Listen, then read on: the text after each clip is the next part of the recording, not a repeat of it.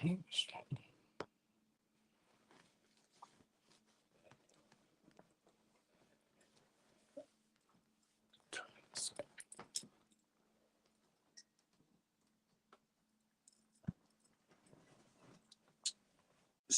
Yasharala and all others that might be looking at this particular lesson dealing with being in and out of the spirit. It's very important that, you take notes and pay attention to what's going down to determine whether you're in the spirit or out of the spirit.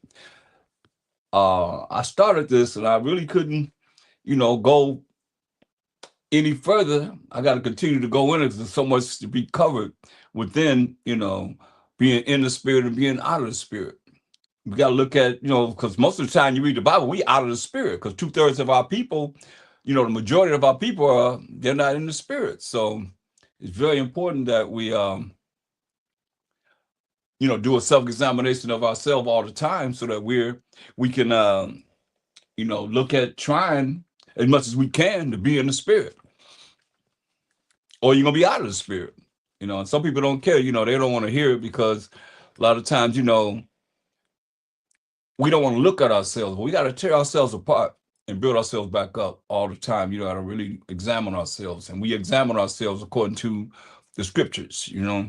So as always, I'm gonna start with Colossians 3:17, and whatsoever you do in word or deed, do all by Shama Mashiach Yahushua. Give you thanks to the Most High Power, Abraham, Isaac, and Jacob, for everything. We thank the Most High for everything. By Shama Mashiach Yahushua, in the name of the Lord and Savior. So if everything that we do is going to be in the name of the Lord and Savior, going to the Most High power of Abraham, Isaac, and Jacob on our behalf, while we thank the Most High for everything, because He worthy to be praised for everything. He's the power. That's right. So I was looking at, looking at us and what we were dealing with and how we were dealing, and really, dealing with the Most High. So, like I said, it's going to be more of out of the spirit than in the spirit, because the reason why we're in the condition we in now is because we were out of the spirit. You know what I mean? And these are the things that we have done that if you don't really know our story, then you can just imagine, a lot of people just thinking about the world began whenever they was born in this world. And that's a lie. This world been going on long before we were here. And it's our record right here in the Bible. So we're going to look at it. That's why look at Jeremiah 6, the 6th chapter, and verse 19.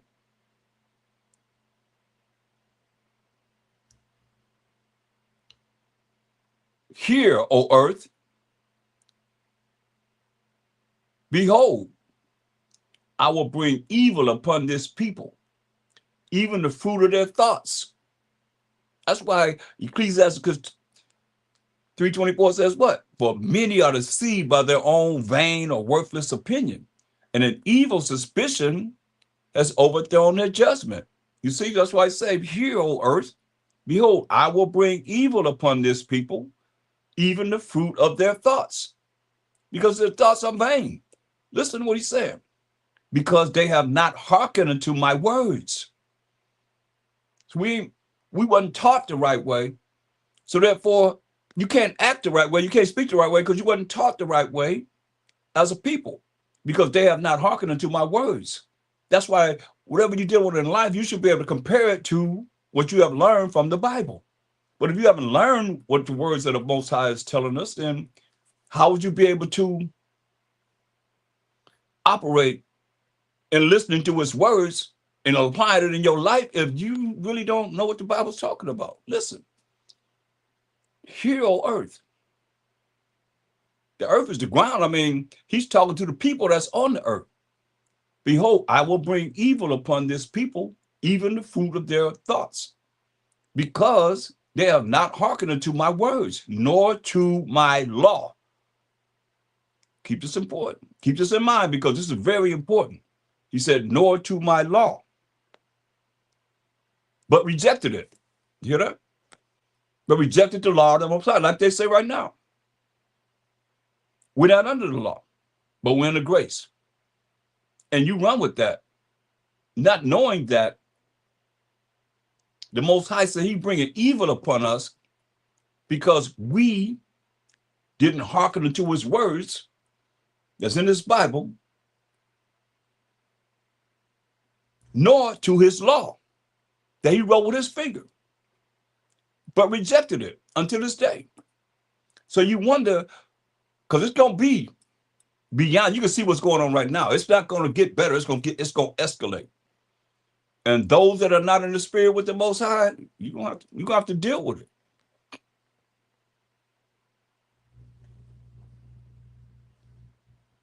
You got to deal with it. That's why we have to look at least I'm looking at, my ancestor Jeremiah right now, as I'm bringing him out.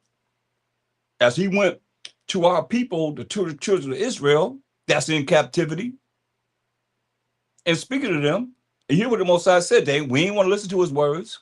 You're going to see this, like it is today. And we didn't hearken to his law, but rejected his law, as it is today. It's the same thing. That's why the Most High said in verse 16, he said, thus said the Most High, stand ye in the ways and see, and ask for the old paths. That's why we read in the Bible, we read going all the way back to Jeremiah. Where is the good way? Where is the good way? And walk therein. And we know the only thing that's good is the Most High and his laws, statute, commandments that he wrote with his finger. I must continue to reiterate that because nobody's reiterating the fact that the Most High wrote the laws with his finger. Deuteronomy 9 and 10. Enough of us not. Especially you that dealing with any religion. You're not dealing with, that's why we're in the condition we're in, and we're not getting out of this condition. For anyone that's in any religion, that's not keeping the moral laws, civil laws, dietary laws, ceremonial laws, and learning of the sacrificial laws, you're not getting out of the condition that we are in as a nation. This ain't no individual thing. This is about a nation. Most have no respect to person. He had respect to Israel. Exodus 2:25. You better check it out. That's us as a whole. So, because he put, let me show you. He put the righteous and the wicked into captivity. So any of you think that the salvation coming to anyone that you call righteous, they still got to deal with the same thing that the chosen people that we are had to go through, or they're the chosen.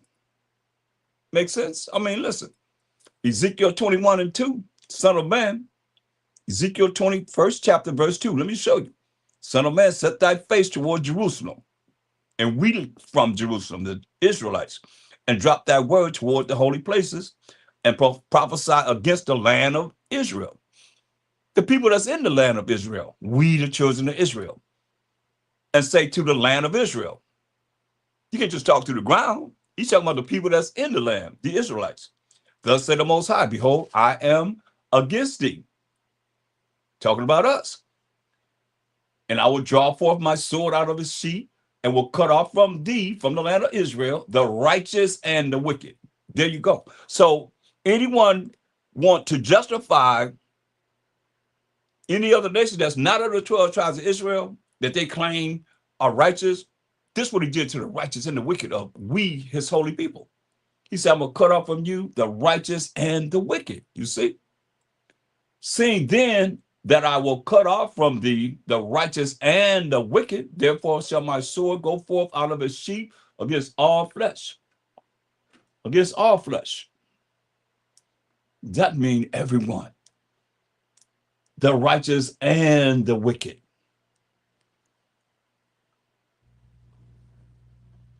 From the south to the north. From the south to the north. He said, going to cut off all flesh of us, the Israelites, the righteous and the wicked. That all flesh may know that I, the Most High, have drawn forth my sword out of his sheath.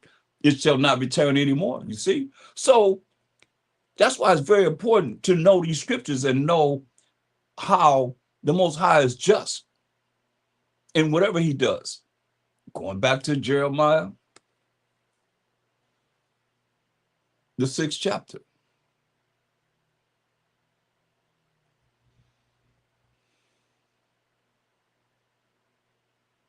Verse 21. Therefore, thus say the Most High, behold, I will lay stumbling blocks before this people.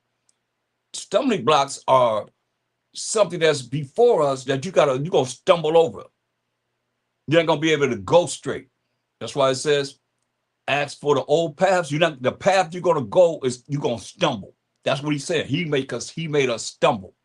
Stumbling blocks are things that's gonna get in our way, mess us up. Listen, before this people, he said, talking to us, the children of Israel, 12 tribes of Israel, and the fathers and the sons together shall fall upon them. These stumbling blocks he's gonna put in our way. The neighbor and his friend shall perish. Thus said the Most High, behold, a people coming from the north country, and a great nation shall be raised from the sides of the earth. They shall lay hold on bow and spear. They are cruel and have no mercy. Like how we came over here on the slave ships, and how they came over here before that in 1492.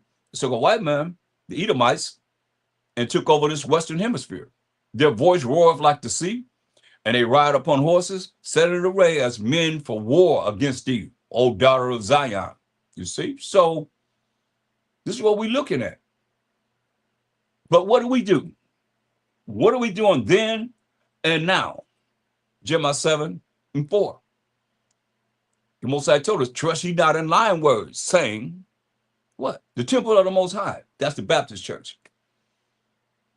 The Catholic Church. Jehovah's Witness. The temple of the Most High. That's the Seventh-day Adventists. Apostolic.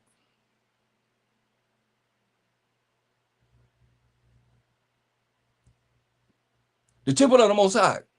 The temple of the L-O-R-D, Salakia. Most High about Shama Shaka. I ain't supposed to be even saying that. I'm reading it. I'm not supposed to be saying that. Salakia. That's like B-A-A-L.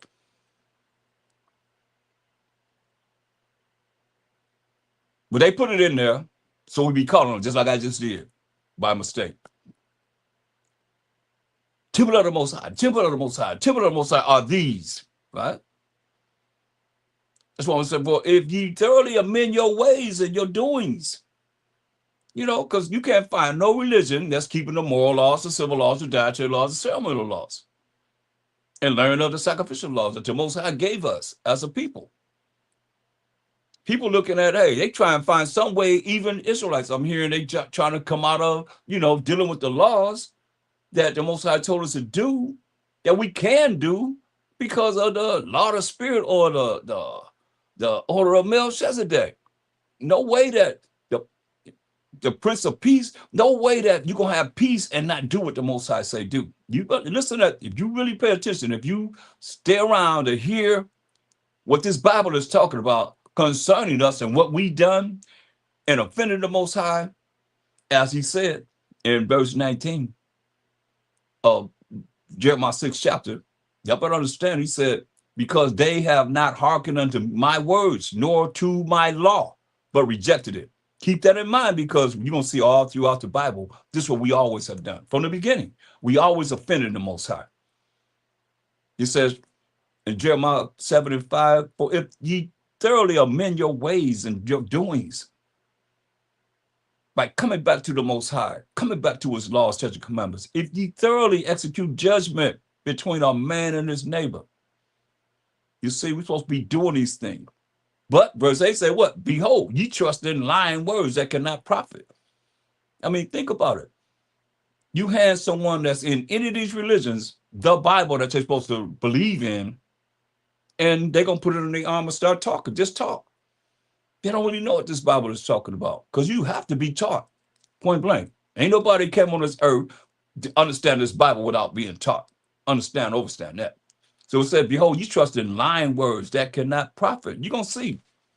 As we go through this lesson, you're going to see that we always trust in lying words that cannot profit. But that's how we are, though. I mean, Most High tell us how we are. Go to Jeremiah 30:9. This is how we are. We like that. That's why when I look at, people that come before me all these years, and they speak the same thing, lying words. That's why it says Jeremiah 30 and 1. Woe, destruction. It's from the Most High. It said destruction to the rebellious children, said the Most High. That take counsel, they listen to someone in one of these religions or some type of philosophy or lies that they've been taught, that they love, that they believe in, and regurgitate and say, where is that in the Bible? They can't show you. You know what it says? They take counsel. They listen to someone, but not of me, he said. Because they listen to the Most High and they be going by what this Bible is saying. This is only what we know him. You can't make up your own Most High in your own mind. Come on, man. That's why many are deceived by their own vain opinion. You allow the devil, which is the evil suspicion, make you make the wrong judgment. But not of me, he said. And that cover with a covering, they cover with something, but not of my spirit. That's what we're looking at. You in the spirit or you out of the spirit? You said they cover with a covering, but not of the Most High Spirit, that they may add sin to sin and don't even realize it. That's what they say. Verse 9. That this is rebellious people, lying children. See? They got the lies from whoever it is that told them the lies. But that's how they love it, though. Listen. Lying children that will not hear what? The law of the Most High. That's when we talk about the law. You hear me say the law. So if you can't really receive the fact that the Most High wrote the laws with his finger. And here we are doing whatever we want to think. We can do whatever you want to do. And it's okay with him. Your Jesus, no, he didn't break the laws of the Most High. He kept the laws of the Most High. He was an example that it could be done. Why he came in the form of flesh like every other man and was tempted just like every other man. And he did not sin. That it can be done. It's just where your sacrifice at, where you at as far as really trying to make it to the kingdom and please the Most High first and foremost. That this is rebellious people, verse 9, lying children that will not hear what? The law of the Most High. Hear that? Isn't that the same way it is today? Because y'all saying, we're not under the law, we're under grace. Don't even know that you are under the law. Everybody gonna follow the Most High, or you gonna perish, point blank. Listen, we say to the seers, that was a name that they called the prophets before they were called prophets. See that? Don't be looking at us. Don't be looking at us. That's these you don't see me people. Don't be trying to look at me. They say to the seers, see not, and to the prophets, prophesy not unto us right things, speak unto us smooth things. They want smooth words. Prophesy deceit. See that? Prophesy lies. So you getting lies.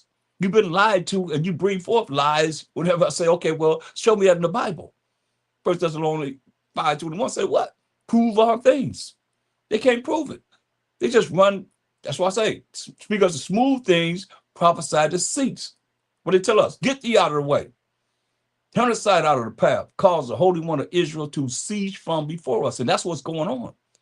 When we bring forth the Most High out of this Bible and you reject him, you saying, cause the Holy One of Israel, the Most High, and the Mashiach Yahushua to cease from before us, because you reject what it is that he has to say in these scriptures, because you don't know it. And you need to be taught. Every last one of us has to be taught, and we still being taught. Nobody knows it all. It's going to take 1,000 years for us to even learn of the Most High. Now, how you got it all? It's going to take 1,000 years, and you think you know it all? No, man. That's pride. Anybody say that, that's pride. The Most High, pride is hateful before man and the Most High. Let's go back to Jeremiah 7. And look at, because this is what we did. Verse 8, it said, behold, ye trust in lying words that cannot profit. Lying words that cannot profit. It's what we have done. I mean, it's sad because here we are.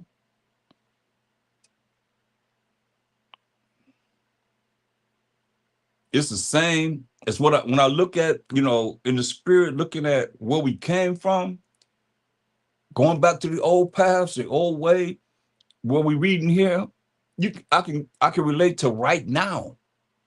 how we were programmed this way, and then going through slavery and looking at how we were programmed not to understand the laws that the Most High gave us, it's apparent that here we are now following the same way. Listen, Jeremiah 5:13.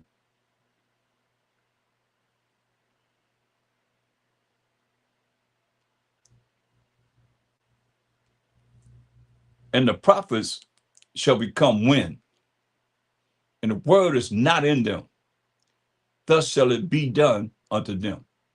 Wherefore, thus say the Most High power of hosts, power of army of angels, because ye speak this word, because I will make my words in thy mouth fire, and this people wood, and it shall devour them. You hear that? Don't get it twisted, because that happened. It is going to happen in the future. He said he going to make his words in Jeremiah's mouth fire. And we as the children of Israel would. And he said, it shall devour them. Lo, I will bring a nation upon you from far, O house of Israel. He wanted us. This is why I say our ancestors knew. Like we know, at least some of us know, the future prophecy of what's going to happen in this world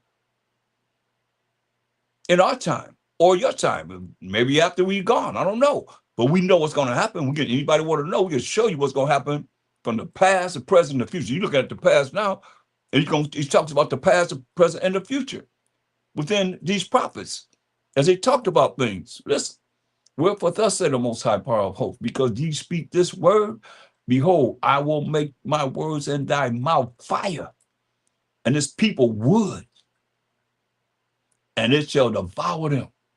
He said, lo, I will bring a nation upon you from far, O house of Israel, said the Most High.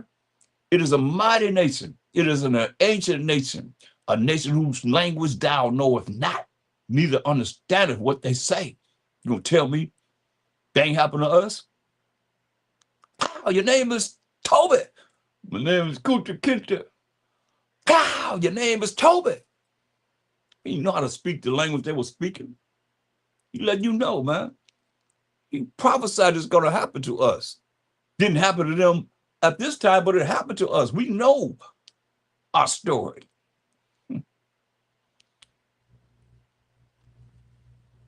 Look, 18, verse 18. Nevertheless, in those days, said the Most High, I will not make a full end with you. So I ain't gonna kill all of you. And it shall come to pass when you shall say, wherefore doeth the Most High all our power, all these things unto us? When we ask, why is the Most High doing all these things to us? Then shall I answer them, like as ye have forsaken me and serve strange gods in your land, so shall ye serve strangers in a land that is not yours. This is what we have done. Declare this in the house of Jacob, the family of the 12 tribes of Israel, and prophets in Judah. Many talk about Judah, Benjamin, and Levi, and all the other tribes that was with Judah, Benjamin, and Levi, saying what?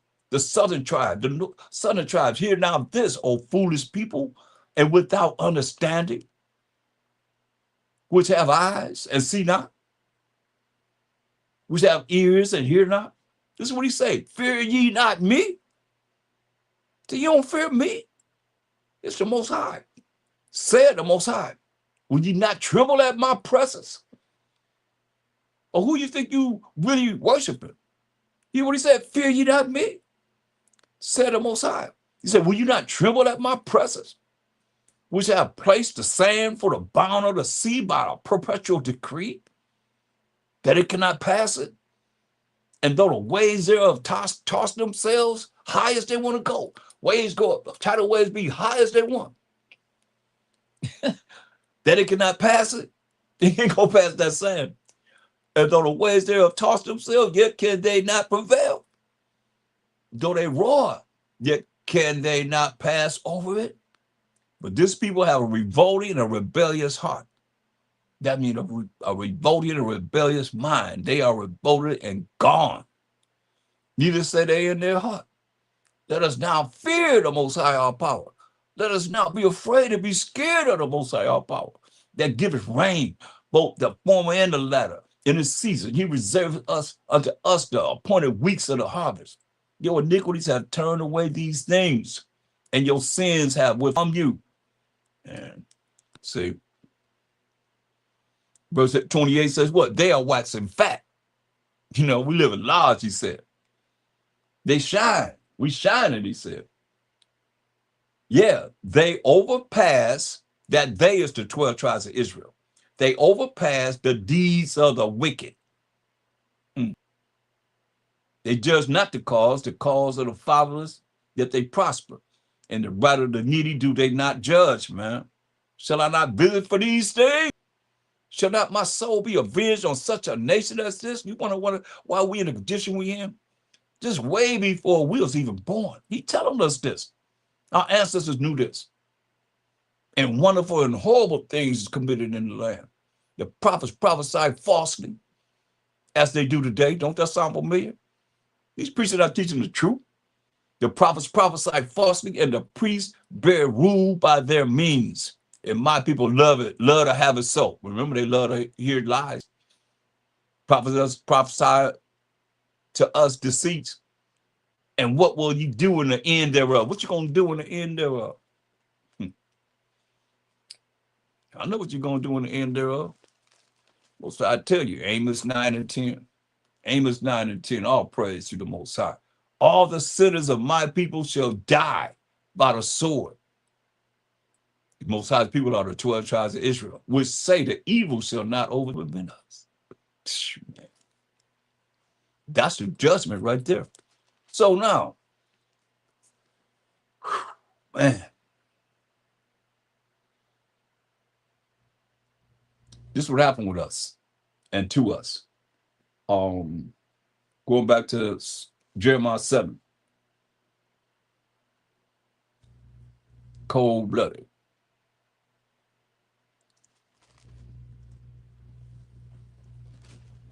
Verse 9. Will you steal, murder, and commit adultery, and swear falsely, and burn incense unto Baal, which is Lord? Baal means Lord. Baal means Master. Baal means also Husband. This is what we've been doing. And they put it in our face, knowing that, you know, you keep something from us, you put it in the book. So they put it in the Bible dictionaries, because we're not supposed to be, you know, they didn't think that we would have enough intelligence to open up dictionaries and look for the meanings of these words. But we have. And burn incense unto Baal. A lot of you still doing that, because think about it, you burning your incense, your frankincense and myrrh, and you praising the Lord. They know you're going to call on Baal, but you still calling on Baal if you praising Lord. You understand? That's real simple. Children understand this. Why adults can't? Because y'all, just like we just said, rebellious. And walk after other gods, whom ye know not. These religions. You can't tell me that Jeremiah knew about Catholic Church or any of these religions. Baptist, Church of God, Church of Jesus, Church of Christ, whatever. Church of God in Christ. You think he knew all about these religions? No.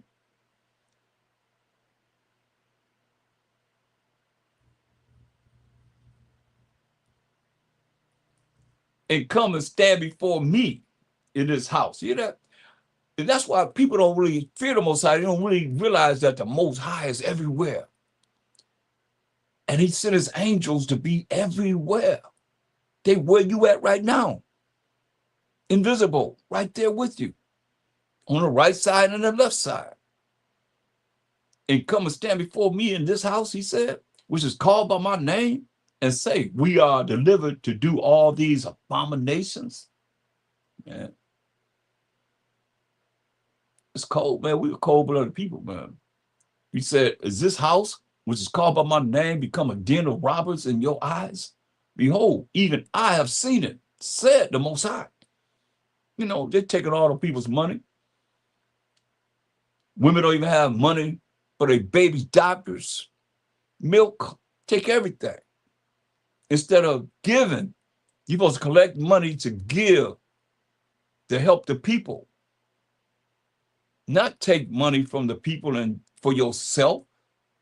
And you're not there to help someone that needs help. That's what this is about. No more, no less. And welcome, Shalom.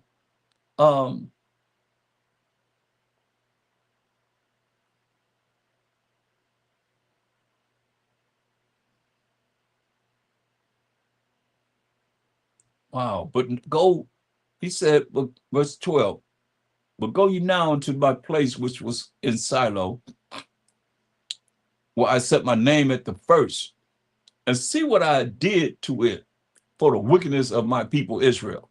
I know one thing. I went to Israel. I went from the south to the north, from the north to the south, and everything in between. And man, the Most High, his word is true, y'all. He made it desolate. He really made it desolate.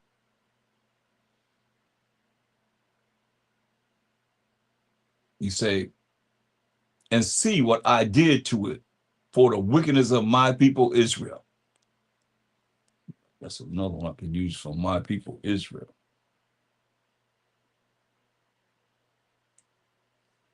And now, because ye have done all these works, said the Most High, and I spake unto you, rising up early and speaking. Hear that? But ye heard not, and I called you, but ye answered not. Therefore will I do unto this house, who live in a house, this family, we the Israelites, which is called by my name, Yah, Shah, wherein ye trust, and unto the place which I gave to you, to your fathers, as I have done to Shiloh, and I will cast you out of my sight, as I have cast out all your brethren, even the whole seed of Ephraim. You hear that? That's the north. Ephraim, talking about all the northern tribes, besides Judah, Benjamin, and Levi.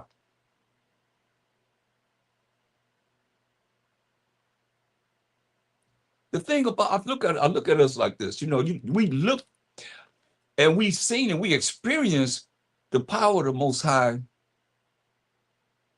what he did to the Egyptians, 10 plagues. We witnessed it. We was there, we seen it. And got to the Red Sea, started murmuring. He opened up the Red Sea, went across dry ground, murmured in the wilderness, against him. That's what people don't realize. They murmur against man, but really when you represent the Most High, like everything we're dealing with here, I want to save it. By Shama Mashiach Yahushua, going to the Most High. So it ain't, when you complaining about what it is that the Bible is saying, and you use me as an example to complain about what it is that you reading for yourself, you dealing with the Most High, you going against the Most High. That ain't me. That ain't me you got a problem with. You got a problem with the Most High, his word. That's why it said, hey, rebellious. He said, woe. That's the first thing he said in Isaiah 31, right? Woe, destruction to you, he said.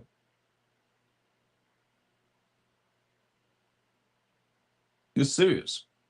That's why I said I want to look at our people so that we can really look at and get an idea of who we are and where we came from. And, you know, I have a lot of different precepts that we're going to go through. I just want to go through this right here because it's setting the stage up for where I want to start. And then you can see that we kind of like flow into the same patterns over and over and over again throughout our captivities. You know, here we in the Babylonian captivity, same way. I mean, you're going to see. Verse 13, and now, because ye have done all these works, said the Most, and I spake unto you, rising up early and speaking, but ye heard not. And I called you, but ye answered not. You gotta just talk about the Most High. That's why I say you're supposed to fear him. People they don't want to hear that. Therefore will I do unto this house, which is called by my name, wherein ye trust, and unto the place which I gave to you and to your fathers, as I have done to Shiloh, and I will cast you out of my sight, as I have cast out all your brethren, even the whole seed of Ephraim. So most I say, he's going to cast us out of his sight because we didn't want to follow his laws. So how you think you're not going to follow his laws and you're going to his kingdom? Till Mashiach Hashai going to save you. Think about that. Listen, because a lot of y'all think prayer answers everything. What did Most High say?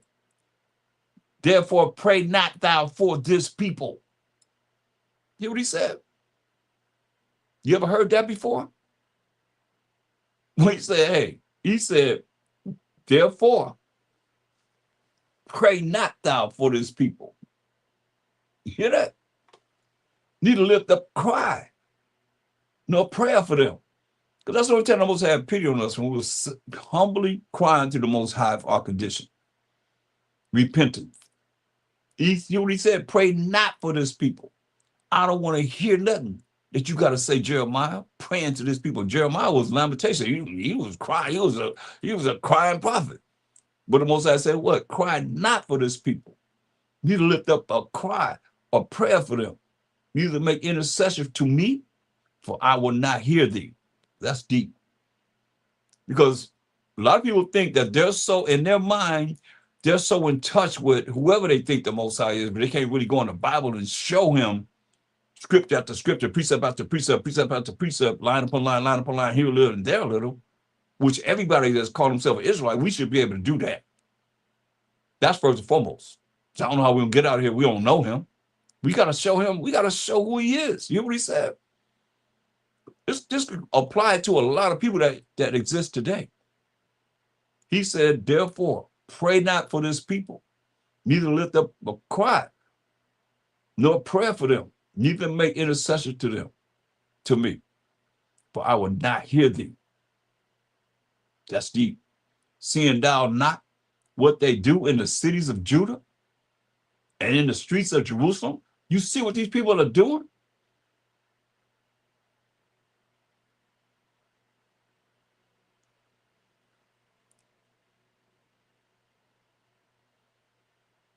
The children gather wood, and the fathers kindle the fire, and the women knit their dough to make cakes to who? To the Queen of Heaven. And to pour out drink offerings unto other gods, that they may provoke me to anger. And that's why if you look at my thumbnail, you'll see the light shining, the light, you'll see a woman in the sky, in the light. And the people supposed to be following the Most High, about Shekhavah Shai. They following that woman. Who is she? The Queen of Heaven. They pour out drink offerings unto other gods, that they may provoke me to anger. That's why you in the spirit or you out of the spirit. You know, you're going to see a lot of things that is out of the spirit that appear as being in the spirit. That's why when you go, where's she at? She's in the light, right? It's no different than what you see here. And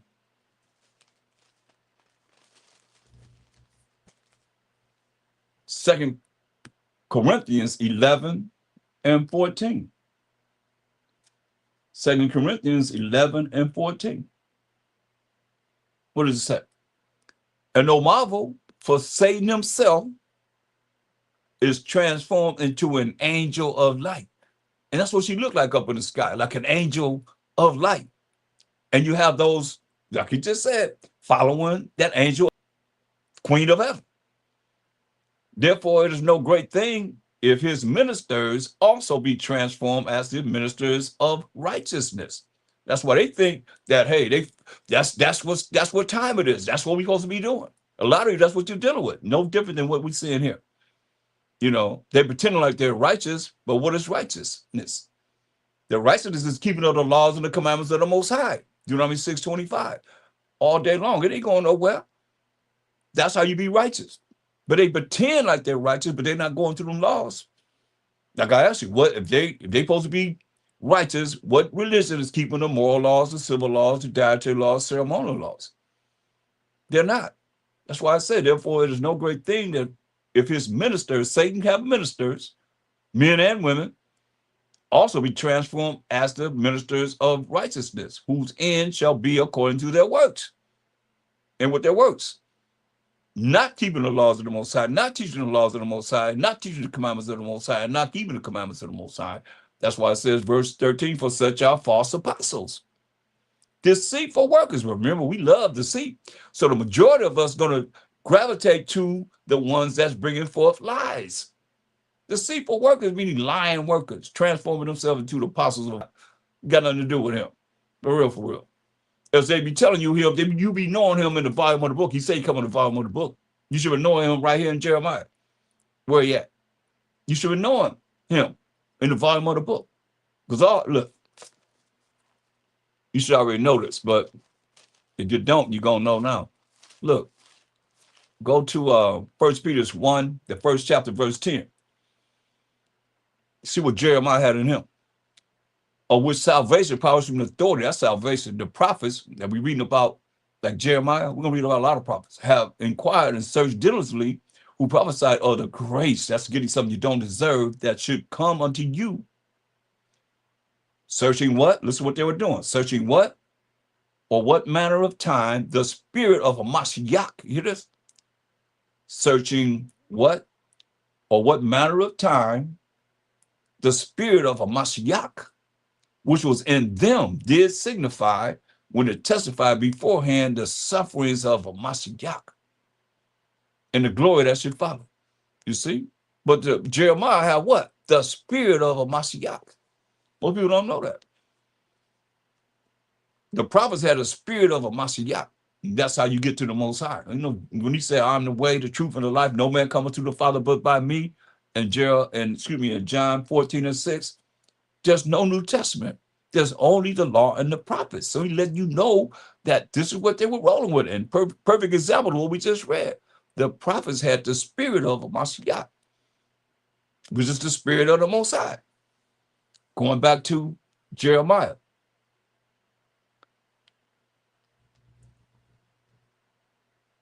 Wow. 7 and 18. The children gathered wood, and the fathers kindled a fire, and the women knit their dough to make cakes to the queen of heaven, and to pour out drink offerings unto other gods. These other religions, that they may provoke me to anger. Do they provoke me to anger? Said the Most High. Do they not provoke themselves to the confusion of their own faces, not knowing what time it is, don't know what's going on? Confusion of faces, we don't know who we are. I think I have over 127 different identities asking our people, what's your race? That's confusion of faces for real, for real. Wouldn't you say? That's confusion of faces.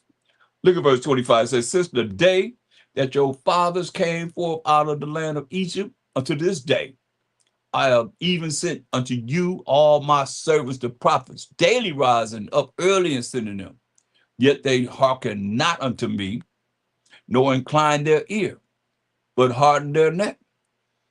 They did worse than their fathers, you know.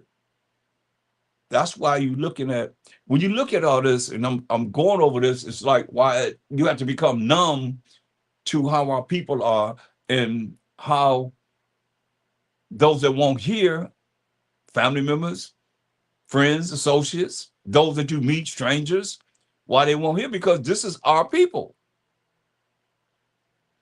He said, therefore thou shalt speak all these words unto them, like I'm speaking all the words I'm going to speak in this lesson. It's going to be a marathon. But they will not hearken to thee. So they ain't going to listen to you. Thou shalt also call unto them, but they will not answer thee.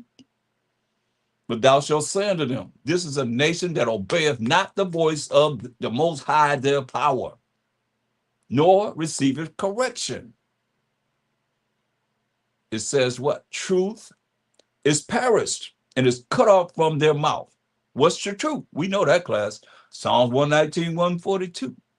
Thy righteousness is an everlasting righteousness, and thy law is the truth.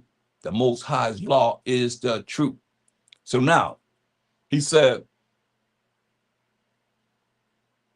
this is a nation that obeyeth not the voice of the Most High, their power. nor receiveth correction. We don't receive correction. Can't tell us nothing. You're all sensitive. You try and make men, women the best they could be. They can't accept correction. They get all up in their feelings, especially now getting worse and worse and worse as generations come in. You're going to be able to deal with the time that's coming on this earth, and you're going to have to listen to someone or you're going to die. Point blank. Ain't nobody got no time to explain this and that. Why? Well, you're over there by yourself. You're going to die. You get in the way, that's where it's going to be. As it is written. Because it say, but you hear what he said? We talk about the Most High. He the one that healed. He the one that the wound he healed. He killed. He make alive. But thou shalt say unto them, this is a nation that obeyeth not the voice of the Most High, their power, nor receiveth correction. Truth is perished. The law and the commandments of the Most High is perished and is cut off from their mouth. So what you tell Jeremiah, like a lot of y'all, you looking at, you go to the law and you look at that law and what it says at that time, and that's what you believe in. So get some understanding on this. He said, cut off thine hair. Cut your hair off. Thought you can't cut your hair off, bald. He said, cut your hair off. Cut off thine hair, O Jerusalem, and cast it away. And take up a lamentation on high places. Cry for the condition of our people and for being wicked, man. In our ways, compassing the ways that are wicked. That's why I say, cut off thine hair, O Jerusalem, and cast it away. And take up a lamentation on high places. For the Most High have rejected and forsaken the generation of his wrath, man. For the children of Judah have done evil in my sight, said the Most High. They have set their abominations in the house, which is called by my name, to pollute it. And that's what we done. And until this day, we're still doing the same thing. That's why you look at Wisdom of Solomon. That's where it all began. Was Solomon 14 and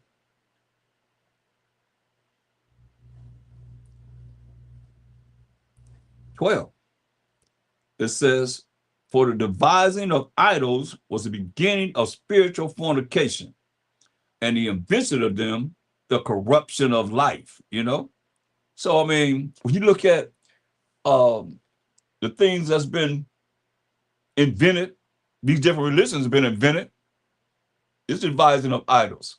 Because they're not dealing with the Most High power of Abraham, Isaac, and Jacob, who's the forefather of the 12 tribes of Israel, who is Judah, Benjamin, Levi, Simeon, Zebulun, Ephraim, Manasseh, Gad, Reuben, Naphtali, Asher, and Issachar. They're not dealing with them. They're not identifying the Most High. When they say God, they're not talking about him. Or why aren't they saying that's who they're talking about? And if they say that, then if you're not of one of those 12 tribes, then he is not your power. He is not your God at all. Point blank, he said, you only have I known of all the families of the earth, Amos 3 and 2. Therefore, I will punish you for all your iniquities. So it is what it is. But all these different, devising of idols came about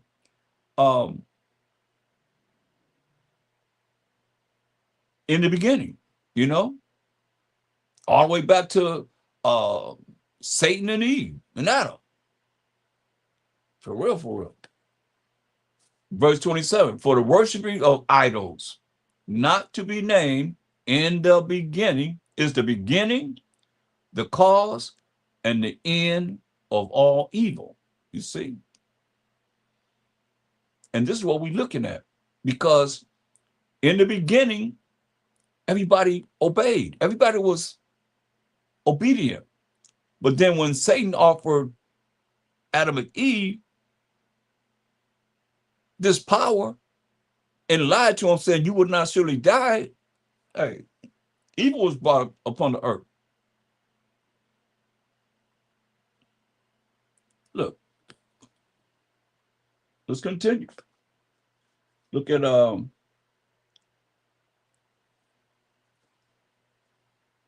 to Jeremiah 44. That's what we did. Jeremiah 44.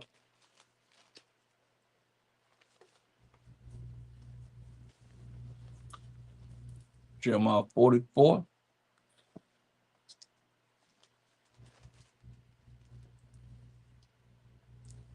and verse 7.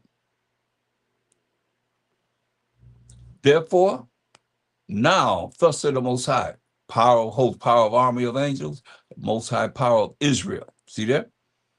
He the power of Israel.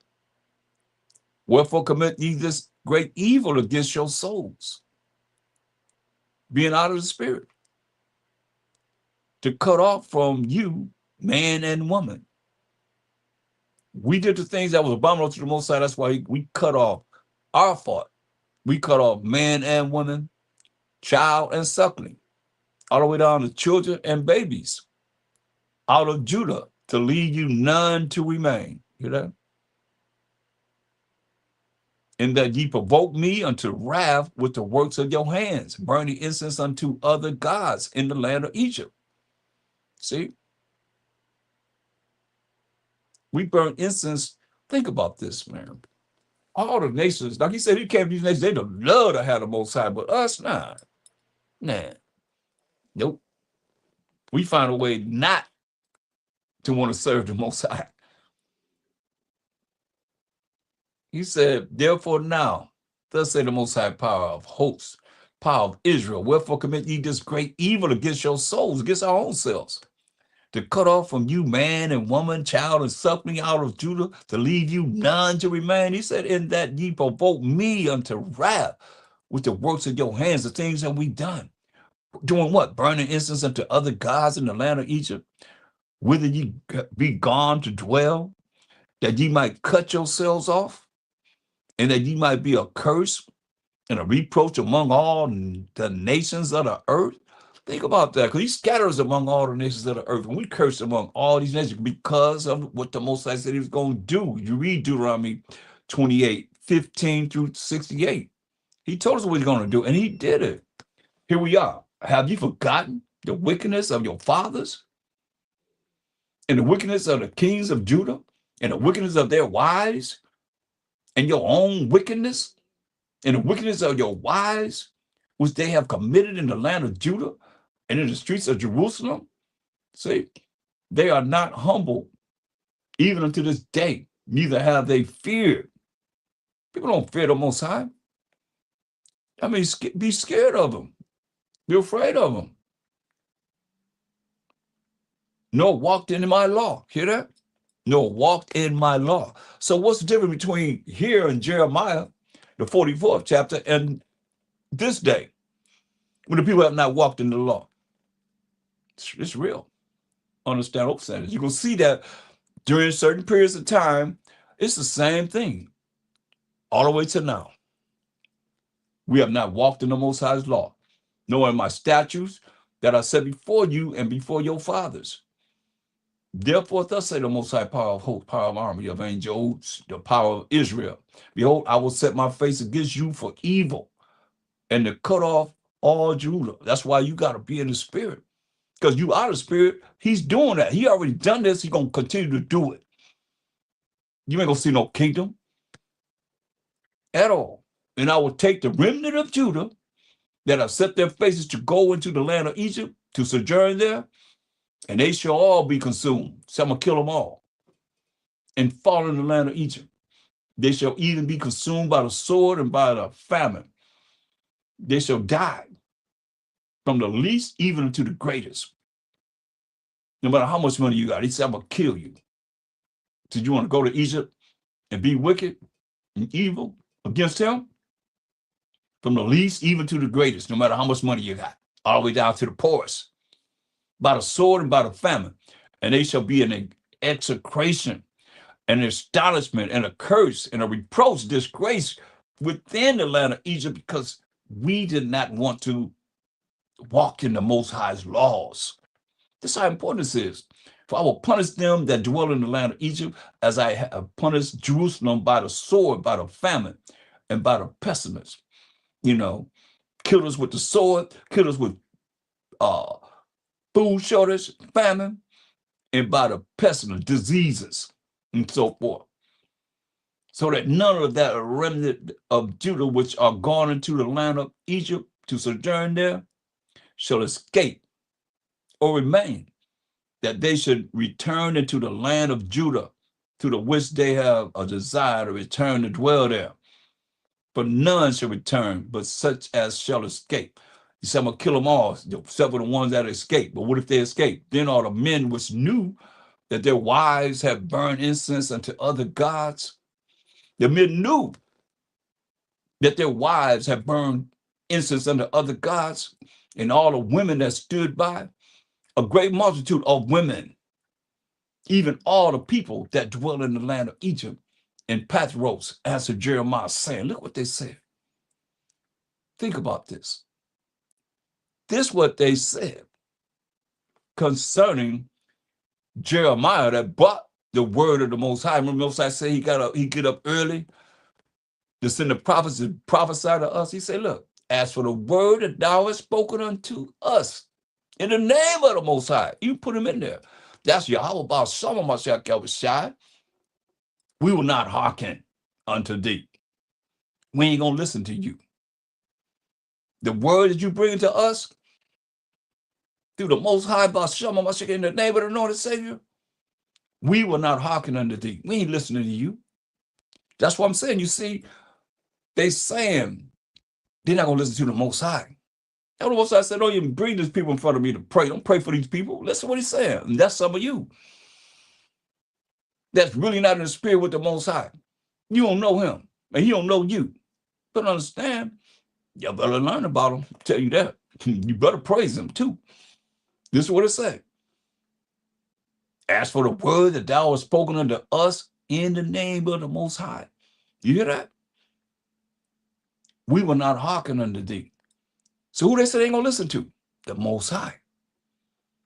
But we will certainly do whatsoever thing going forth out of our own mouth. We're gonna talk the talk, and we're gonna do whatever comes out of our big mouth. These are women that burn incense unto the Queen of Heaven. You see this? We're gonna burn incense to the Queen of Heaven and pour out drink offerings unto her. I mean, that's why I look at it. It's hurtful because when you look at, they call the Most High Mother Nature. They call him El Nino, La Nina. Little boy, little girl. Global warming, that's the Most High. Hurricane, by their names, that's the Most High. You know, fires by this name or whatever name, that's the Most High. That's what I say. But we will certainly do, verse 17, whatsoever thing goeth forth out of our own mouth, to burn incense unto the Queen of Heaven, and to pour out drink offerings unto her, as we have done. We and our fathers, our kings and our princes, in the cities of Judah and in the streets of Jerusalem. For then, check this out. They said they're going to burn incense to the Queen of Heaven, right? And pour out drink offerings to her, right? This is what it says.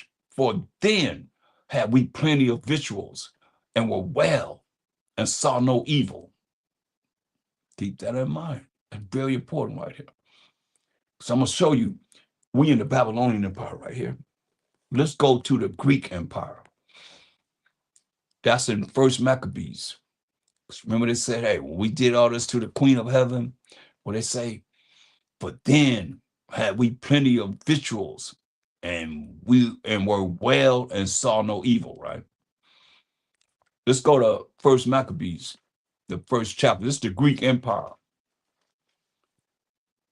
And let's start at verse 10. Because it tell you in verse 9, evils were multiplied in the earth when they came into power. So verse 10 says what? First Maccabees 1 and 10. And it came out of them a wicked fruit, not of us, but of the Greeks. Alexander set up his 4 generals. This one of them, Antiochus, surnamed Epiphanes, son of Antiochus the king, who had been in hostage at Rome. And he reigned in the 137th year of the kingdom of the Greeks. So this is the Greek Empire that took down the Persian and Mede Empire, okay? Antiochus Epiphanes the fourth. It says, in those days, this pertaining to us, we the Israelites, In those days went there out of Israel wicked men, who persuaded many, saying, let us go and make a covenant, a contract, agreement with the heathen that are round about us. For since we departed from them, we have had much sorrow. You hear that? Now, what did she say? Or what did the women say in Jeremiah 44 and verse 17? But we will say, verse 16 just said, as for the word that thou hast spoken unto us in the name of the Most High, because that's what they're dealing with. Because Mashiach said, no man come to me, come to the Father, but by me. In John 14 and 6. And there is no New Testament. He's given an understanding of how they were rolling right here. That's why you see Jeremiah had a spirit of a Mashiach. We read that in 1 Peter 1 and 11, right? But we will certainly do whatsoever thing goeth forth out of our own mouth, and burn incense unto the Queen of heaven, and pour out drink offerings unto her, as we have done, we and our fathers, our kings, and our princes in the cities of Judah, in the streets of Jerusalem. For then had we plenty of victuals, and were all well, and saw no evil, right? So look what it says. First Maccabees 1 and 10 and 11. In the Greek Empire. So we leaving the Babylonian Empire to the Greek Empire. In those days went there out of Israel, we the Israelites, that's under the Greeks, wicked men, wicked Israelites, who persuaded many, saying, let us go and make a covenant agreement, contract with the heathen that are round about us. For since we departed from them, we have had much sorrow. Sound familiar? Same thing. So this device pleased them well. Then certain of the people were so froward herein that they went to the king, this wicked king Antiochus Epiphanes IV, who gave them license to do after the ordinances of the heathen. That's why you call, they were, when you look up Hellenists, this is what they became. And when you go into the Zondervan Compact Bible Dictionary, Hellenists is Jews who made Greek their tongue, which means their language, and with it often adopted Greek ideas and practices. See? And this is what you see happening right here, without a shadow of doubt. In First Maccabees 1 and 11, the last thing says what? For since we departed from them, from these heathens, we have had much sorrow. So this device pleased them well. Then certain other people were so froward herein that they went to the king, who gave them license to do after the ordinances of the heathen, right? So this wicked king Antiochus Epiphanes gave them a license to do after the ordinances of the heathen, right? Look what they did, because a lot of y'all caught up in this right now. Whereupon they built a place of exercise. Y'all go to these gyms and so forth at Jerusalem, according to the custom of the heathen. And the Most High told us in Jeremiah 10, 1 and 2, learn not the ways of the heathen, but these are the customs of the heathen, these gyms and so forth. This is what they did. The custom of the heathen, and made themselves uncircumcised. Hear that? And made themselves uncircumcised, and forsook the holy covenant, the holy laws of the Most High, the holy commandments of the Most High, and statutes of the Most High, and joined themselves to the heathen, and were sold to do mischief, as it is today. Let's look at Jeremiah 9:25. Jeremiah 9 and 25. So they want to be like the heathen, made themselves uncircumcised, like the heathen, right? Jeremiah 9 and 25. It says, behold, the days come, said the Most High, that I will punish all them which are circumcised with the uncircumcised. You hear that? He said, going to punish them which are circumcised with the uncircumcised. That's what they have done. They circumcised themselves with the uncircumcised. That's what Moses said. He's going to punish them. And that's what they're doing. They made a contract. They made a covenant. We're going to be like the heathen. Oh, yeah?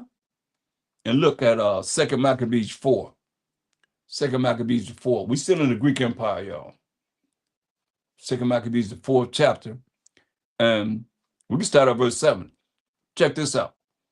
But after the death of Seleucus, when Antiochus called Epiphanes, same wicked king, the fourth, took the kingdom, Jason, the brother of Onias, labored underhand to be high priest.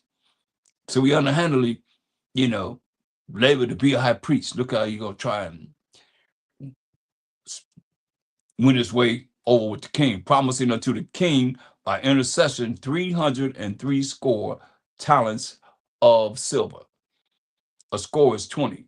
So that's 360 talents of silver. And of another revenue, 80 talents. 80 more talents. Beside this, he promised to assign 150 more, if he might have license to set him up a place for exercise. See? And for the training up of youth. That's why even in Inquisition, when they dealt with our children, they started with our children. The Inquisition was dealing with our children. You see, there's nothing new under the sun. Training up of youth. Get our little children in the fashions of the heathen. You see that? And to write them of Jerusalem by the name of Antiochians. Hear that? Like we Americans named after Amerigo Vespucci. They were called Antiochians. So what's your race, brother? I'm Antiochian. I'm an Antiochian. You see? Nothing new under the sun, same thing. Which when the king had granted in the place of exercise and get our youth and make them be called Antiochians, which when the king has granted and he has gotten into his hand to rule, because Seleucus, Cassander, and Lysimachus and Ptolemy, they were the four generals that Alexander the Greek had set over his kingdom when he died at the age of 32. You see, Seleucus had just passed, so Antiochus Epiphanes the fourth taken over Seleucus' rule that he had, which when the king had granted and he had gotten into his hand the rule, see, the rulership of what Seleucus had, he forthwith brought his own nation to the Greekish fashion. You see, when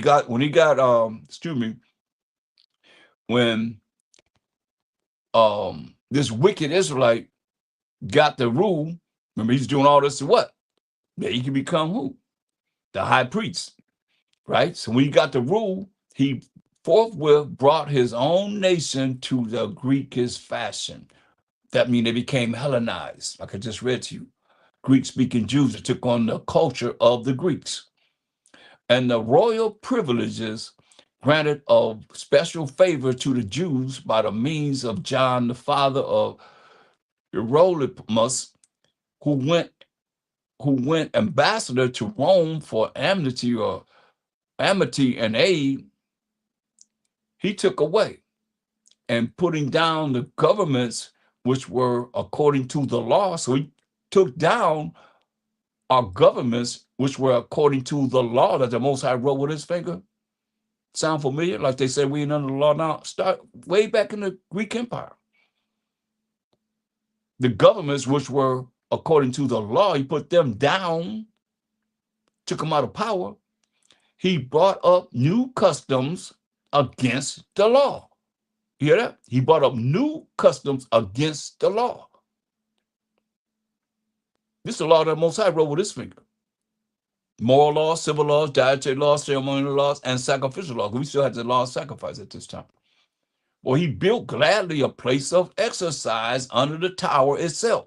So all these gyms is all Greek fashions, heathen customs, and brought the chief young men under his subjection and made them wear a hat, you see. But he built these gyms of exercise. We didn't do that. That's the heathen custom. They were up in them gyms butt naked. Y'all done seen the movies. Y'all know that's real. Wrestling and doing all the stuff up there butt naked. Doing all kind of other stuff too. Now, such was the height of Greek fashions. Hear that? The Edomites, the so-called white man's fashions. An increase of heathenish manners. Hear that? Heathenish manners. I tell you what, what's that Little Boots, the uncut version of I can't think of it now, but I know his name was Little Boots. And it's about the Roman Empire. I'll tell you about the Roman Empire, what they were dealing with. So they brought in the heathenish manners through the exceeding profaneness of Jason, that unrighteous wretch, and no high priest. You know, he paid his way, put all that money to be high priest. But we took on the heathenish manners, right? Verse 14, listen to this. For the priests had no courage to serve anymore at the altar. I mean, we done destroyed the law of the Most High. But despising the temple and neglecting the sacrifices, hasten to be partakers of the unlawful allowance in the place of exercise after the game of discus called them forth. Like they have discus that they had that little round thing, they spin around and they throw it like that right here. In the Greek Empire, the same thing they do in the Olympics. Listen to what it says. Here's the Olympics right here. Not setting, you're going to see it's right here. Not setting by the honors of their fathers, not settling or setting by the honor of our forefathers, Abraham, Isaac, and Jacob, but liking the glory of the Grecians best of all. You hear that? We as the people like, just in the Greek Empire, we like the glory of the Grecians best of all, as it is today. By reason whereof sore calamity came upon them. You hear that? Sore calamity came upon them. But they had them to be their enemies and avengers, whose custom they followed so earnestly. You hear that? They turn against them. They want to follow the heathen. It is what it says. By reason whereof sore calamity came upon them, for they had them to be their enemies and avengers, whose custom they follow so earnestly, and unto whom they desire to be like in all things. You hear that? Want to be like them in all things, just following their way. For it is not a light thing to do wickedly against the law of the Most High. I'm going to read to you again. But it's not a light thing for any of you out there that hear my voice, and you hear what the Most High is saying. For it is not a light thing to do wickedly against the laws of the Most High. But the time following shall declare these things. In the time following our time, that all you out there that's in these religions that don't want to follow the moral laws, the civil laws, the dietary laws, the ceremonial laws of the Most High, it's not a light thing to do wickedly against the laws of the Most High. You better understand this and understand this. For it is not a light thing to do wickedly against the laws of the Most High. But the time following shall declare these things. That's what we're dealing with.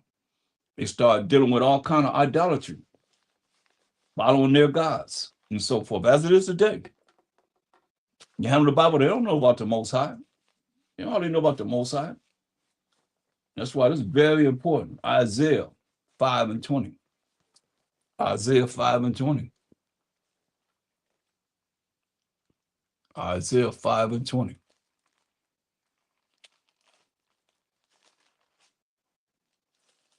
We're looking at being in the spirit and out of the spirit.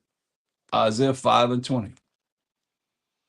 Woe, which means destruction, unto them that call evil good. That's what we just read about. So we started this lesson. Woe, destruction unto them that call evil good and good evil. What's good? Y'all should know that by now, class.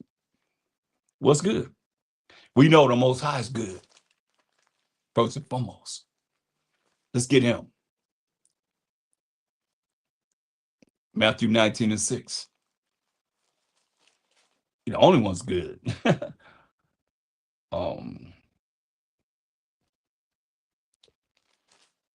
No, that's not it.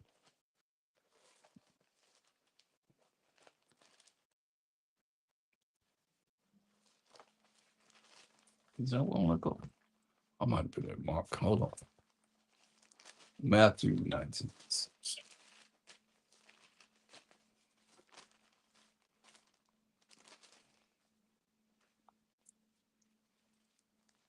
That ain't it.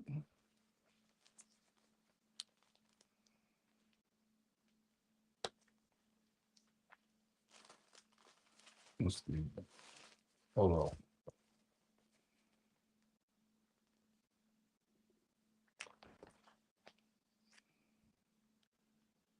Well, I know the law is good. Go to Romans. It'll come to me. Romans 7:12. And I'll get it. Romans 7:12. Uh-oh. Wherefore the law is holy. You see that? The law is holy, and the commandment holy and just and good. See that? The law is holy, commandment holy, and just and good. You see that?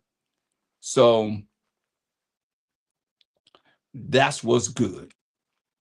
The Most High is good, and the commandments of the Most High is good.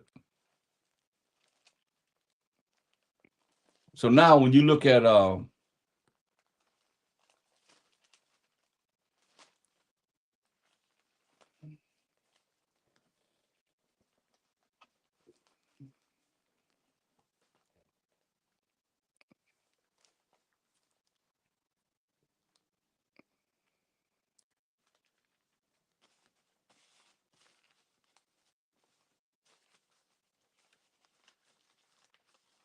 Isaiah 5:20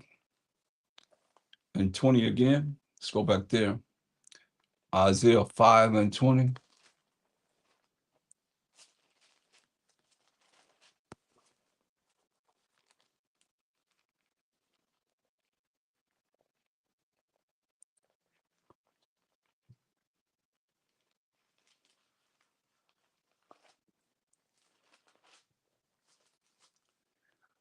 Woe, destruction unto them that call evil good and good evil. You say, woe to you that call evil good and good evil. It's pretty serious. Very serious. You call evil good and good evil. You call the commandments of the Most High. And that's how people act. We ain't under no law. They get an attitude about when we say, hey, you got to keep the commandments. You got to repent and keep the commandments of the Most High. They get attitude. That's what's an instruction to you that call evil good and good evil, that put darkness for light and light for darkness, that put bitter for sweet and sweet for bitter. Everything is like opposite. And that's how you've been programmed. Most of the people, they've been programmed opposite of how they should be thinking as far as to be spiritual. I'll say that. As far as to be spiritual, they're not, really dealing with how to be spiritual. And the only way you're gonna be spiritual is you do what's good. You follow who is good. You know what I mean? That's the only way you're gonna be spiritual. It says, verse 23, was justified the wicked for reward, like they did. Remember? Gave him all that money to be high priest. Well, no high priest. A lot of them just paying money, man. They just who select the ones that are supposed to represent the Most High in this world today. The Pope, he was ordained by the Most High. He said he's the next thing after the Most High. Pretty much canceled out on my side. Matter of fact, he called himself Father, don't it? Think about it. Which justified the wicked for reward. Justify the wicked for to get the money, just like you just seen what Jason did. Gave him that money to be high priest. And a lot of these preachers, man, they teach for hire and take away the righteousness of the righteous from him. You know, think about like brothers and sisters. Okay, where they at? That was dealing with learning this truth, what this Bible really talking about, and going backwards to these religions. Because you're not learning nothing that's in no religion. Come on, you mean they're gonna break down this what you're hearing from what we bringing out as the Israelites? No. Was justify the wicked for reward and take away the righteousness of the righteous from him. You trying to do what's right? I mean, how many times I've heard people say, well, what about this scripture? What is this talking about? Well, why do we don't have to keep the laws? Didn't the Most High write the laws? Oh, that's something you don't need to be concerned about. You know, that's beyond your grade level, your intellect. You know what I mean? You're supposed to be talking about that because they don't know. They just follow a curriculum from what they learned from their cemetery school when in their dead it came out deader. Mm-hmm. They would say, was justify the wicked for reward. They justify what they've been taught for the money that they get, pass the plate, and take away the righteousness of the righteous from him. How many people, where did they go?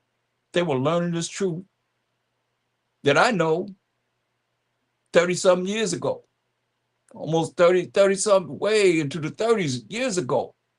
Where did they go? They went backwards. They went back to religions. Up there getting all excited about somebody dancing. They talking about they got the Holy Ghost. Come on. Make that make sense. When the Most High say the Holy Spirit gonna bring all things back to your remembrance, you're supposed to be knowing what this Bible talking about. This is what he said. Therefore, as the fire devoureth the stubble, like the fire devoureth tumbleweeds, and the flame consumeth the shaft, the part of the wheat that's just blown away, the fire devoureth the shaft of the wheat, so their root shall be of as rottenness, and their blossom shall go up as dust, because they have cast away the law of the Most High Power of hosts, and despised the word of the Holy One of Israel. And y'all better hear this. Therefore is the anger of the Most High kindled against his people, and he has stretched forth his hand against them all night long. You've heard what? We didn't want to listen to the Most High. We, as the children of Israel, didn't want to follow his laws. Therefore is the anger of the Most High kindled against his people, we the 12 tribes of Israel, and he hath stretched forth his hand against them, and hath smitten them, and the hills did tremble, and their carcasses were torn in the midst of the streets. For all this, his anger is not turned away, but his hand is stretched out still. Man. But we didn't want to listen. Therefore, we became as it is this day. But somewhere or another, we're going to learn. We're going to learn one way or another.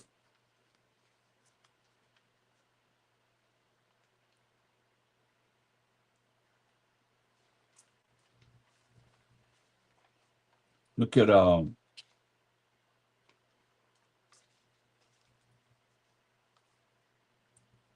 Second Ezra.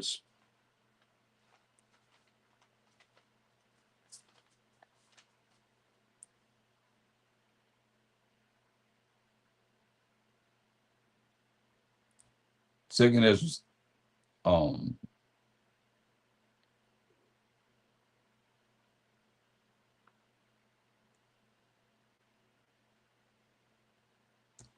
Look at verse Second Ezra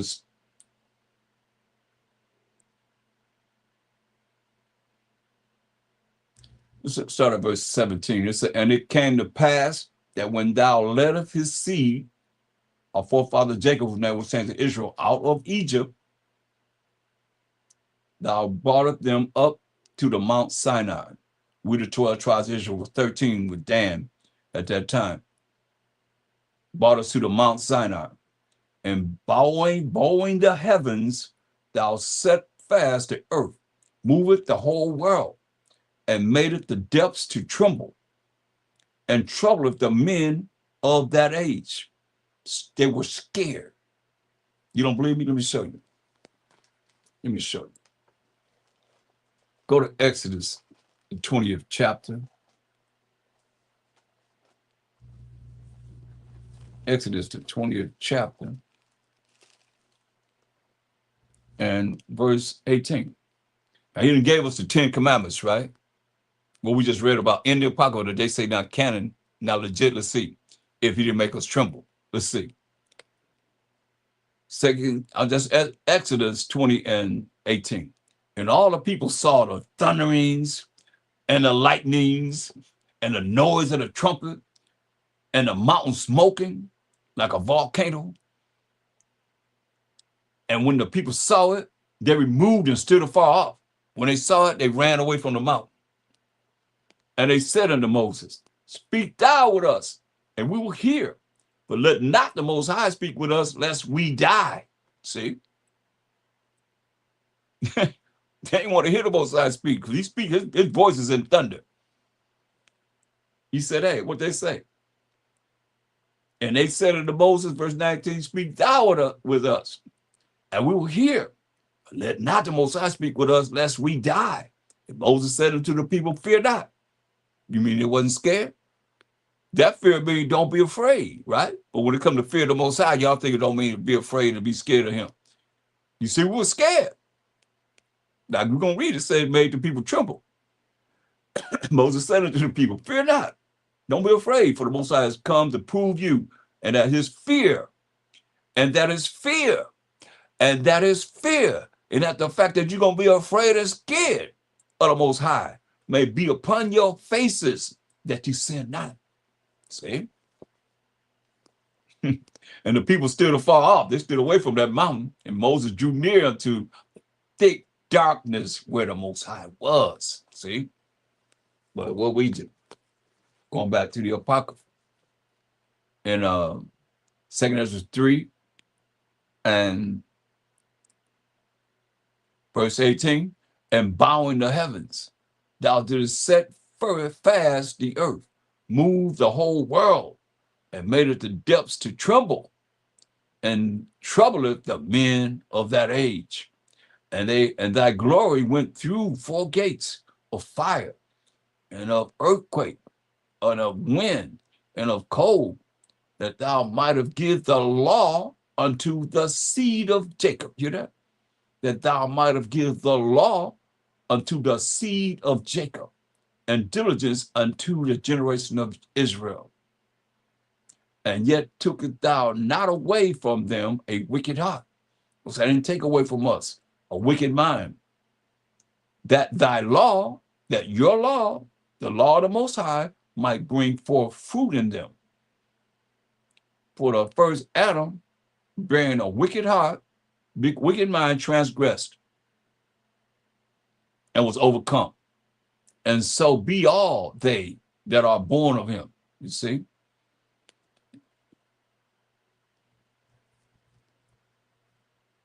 For the first Adam, bearing a wicked heart, transgressed the law of the Most High and was overcome, kicked out the garden. And so be all they that are born of him. And we all come from Adam. Thus iniquity was made permanent. Wickedness, evil, because he said don't eat of the tree of knowledge of good and evil. We did. So iniquity was made permanent to this day. And the law also in the heart of the people with the malignity of the root, so that the good departed away and the evil abode still.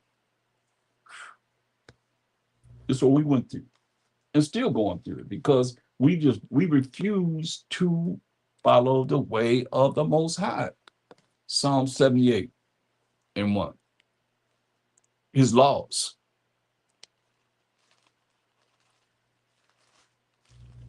Psalm 78 and 1.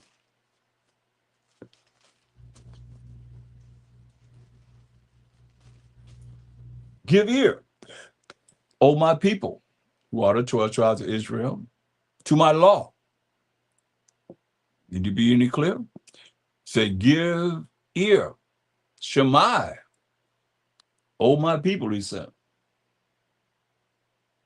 to my law. That my is the Most High. Incline your ears to the words of my mouth. So I will open my mouth in a parable, a riddle. I will utter dark sayings of old, which we have heard and known. Remember it says, so seek out the paths of the old ways, which we have heard and known. And our fathers have told us. We will not hide them from their children, showing to the generation to come the praises of the Most High. Well, I say all praise to the Most High. Y'all better learn to praise the Most High. Tell the children to praise the Most High, showing to them, the children, the generation to come, the praises of the Most High and his strength and his wonderful works that he have done. You see, we established a testimony in Jacob and appointed a law in Israel, which he commanded our fathers that they should make them known to their children, that the generation to come might know them, even the children which should be born, who should arise and declare them to their children. Why? That they might set their hope, all their faith in the Most High, and not forget the works of the Most High, but keep his commandments, because the Most High wrote those laws with his finger. It might not be as their fathers, a stubborn and rebellious generation, as we went through earlier in Isaiah the 30th chapter. A stubborn and rebellious generation, a generation that set not their heart, their mind aright, and whose spirit was not steadfast with the Most High unto this day. Verse 10 said they kept not the covenant, the contract, the agreement, the laws, such commandments of the Most High, and refused to walk in his law. Over and over again. Ain't nothing changed. The same people are doing the same things, man. The same wicked things. When we gonna wake up?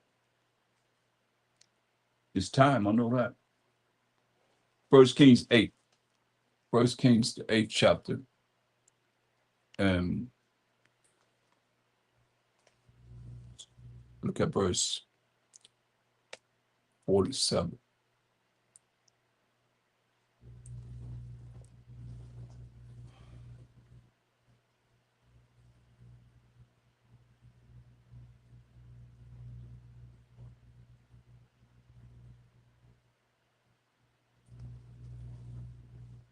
Yet if they shall bethink themselves,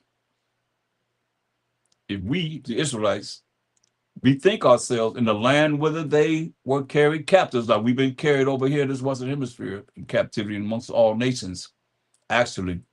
But if we bethink ourselves in the land of our captivity and repent, ask for forgiveness, and make supplication unto thee, mean cry unto the Most High, in the land of them that carried them captives, saying, we have sinned. We have to acknowledge the fact that we have sinned before the Most High and have done perversely. We have committed wickedness. And so return unto thee with all their heart. You got to stop doing the things that you've done that's sinful. The only way you're going to do that is to learn the laws of the Most High. Moral laws, civil laws, dietary laws, ceremonial laws. Read from Genesis to Deuteronomy and learn those laws. Or go on my YouTube page, going over the laws. That's a good start. Or going over the 613 laws. That's a title. You can start going over the laws. But we got to repent and cry unto the Most High and let the Most High know that we have sinned and have done perversely. We have committed wickedness. And so return unto thee to the Most High with all their heart, with all their soul, in the land of their enemies, which led them away captive, and pray unto thee toward their land. Here in the Western Hemisphere, we pray to the east. It's depending on what land we are scattered in as the Israelites. Well, you got to pray toward Jerusalem. Pray unto thee toward their land, which thou gavest unto their fathers, the city which thou hast chosen, and the house which I have built for thy name. Then hear thou their prayer and their supplication, our humility, our crying to the Most High in heaven, thy dwelling place, and maintain their cause. And forgive thy people that have sinned against thee, and all their transgression wherein they have transgressed against thee, and give them compassion before them who carried them captive, that they may have compassion on them. This is what we want. You know, Most High said, when you please the Most High, he make even your enemies be at peace with you. For they be thy people, and thine inheritance, O Most High, which thou brought forth out of Egypt, from the midst of the furnace of iron, bondage, captivity, slavery, and bondage, that thine eyes may be open unto the supplication of thy servant. You keep saying it over and over again. We got to have humility and cry unto the Most High. A lot of you prideful. You think because you learn a few precepts that you there. You ain't there. You can't tell me what number you are at 144,000. You there. Because a lot of you put this, I was there a long time ago. I was humble. Looking at what I see now, it's better to bring whatever. You tell me you're going to be prideful before the Most High, thinking that you dead. We ain't nowhere where we ought to be. We still in captivity. That's why you're talking about here. We being in our captivity. We do this with the Most High here from his heavenly place that he dwells. But they be thy people, verse 51, and thine inheritance, which thou brought forth out of Egypt, from the midst of the furnace of iron, hard bondage, that thine eyes may be opened unto the supplication of thy servant, and unto the supplication of thy people Israel, to hearken, to listen unto them in all that they call for unto thee.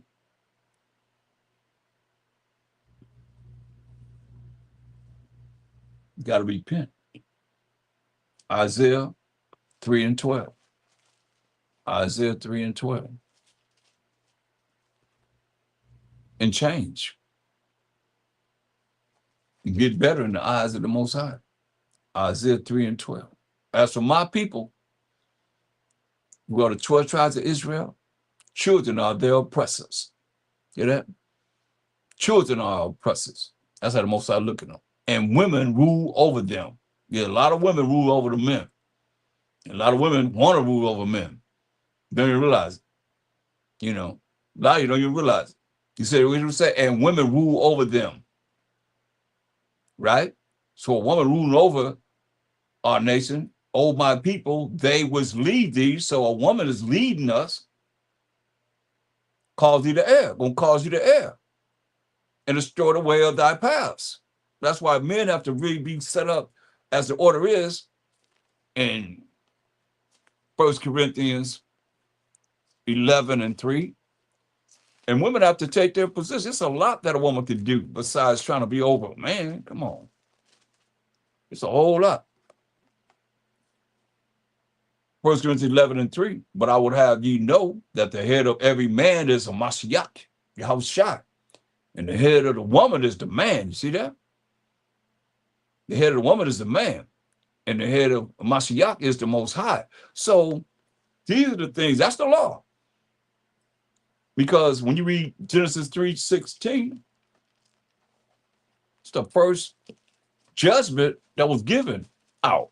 It wasn't to man, it was to the woman. Because she listened to another man.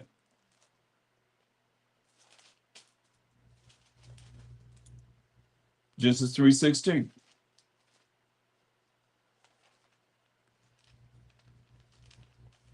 It's the first judgment. Genesis 3 and 16. This is judgment. Unto the woman, he said, I will greatly multiply thy sorrow and thy conception.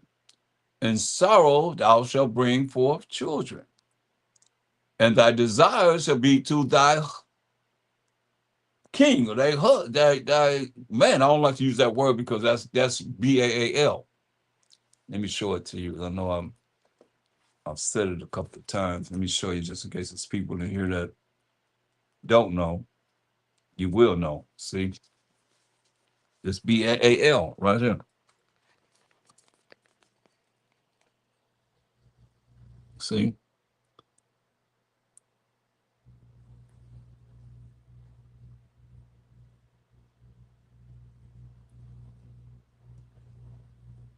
So, and that's their God, their idol. They have everybody calling on them, saying it. Why? We're not going to do. So, look what it said. Going back to, so he told Eve, her desire shall be to her husband, to her.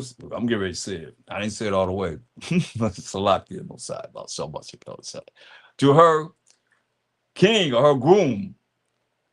We got to find words to replace these words because they put it in there and it means Baal. I just showed it to you. That's why we got to work on this, you know. Her desire should be to her king, I'll say, and he should rule over thee, right? And unto Adam, he said, look what he told Adam. First, he told Adam, with me, you got to hear this, because thou hast hearkened, listen unto the voice of thy wife. And thou eaten of the tree of which I commanded thee, saying, thou shalt not eat of it, the tree of the knowledge of good and evil. Cursed is the ground for thy sake. We just read about Adam in the Apocrypha. Same thing he said, cursed is the ground for thy sake, and sorrow shalt thou eat of it all the days of thy life. So these are the things that we're looking at. Thorns also and thistles shall it bring forth to thee, and thou shalt eat the herb of the field. In the sweat of thy face thou shalt thou eat bread till thou return into the ground. For out of it was thou taken. For dust thou art, and unto dust shalt thou return. We're supposed to be that way. We're supposed to be living forever. He made us immortal. And we chose the devil, as always, until this day. Why, if anyone that said they don't have to follow the Most High, you don't have to do his laws, his rules and regulations that he wrote with his own fingers, and you're nothing but the devil yourself, straight up. You're on the left-hand side. How you going to be on the right side? If I say your side kept the laws, he didn't sin, and you think you rolling right. Just. I don't think so. I don't think so at all. Well, what happened? 2 Timothy 2:14. 2 Timothy 2:14. 2 Timothy 2:14.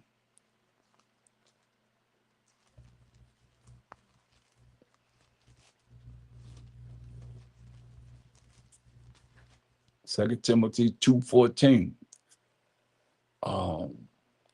1 Timothy 2:14. I don't think I want that.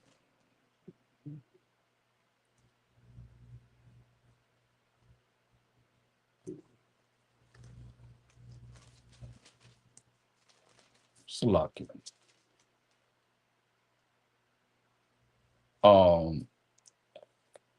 1 Timothy 2 and we'll start at verse 13. For Adam was first formed, then Eve, and Adam was not deceived.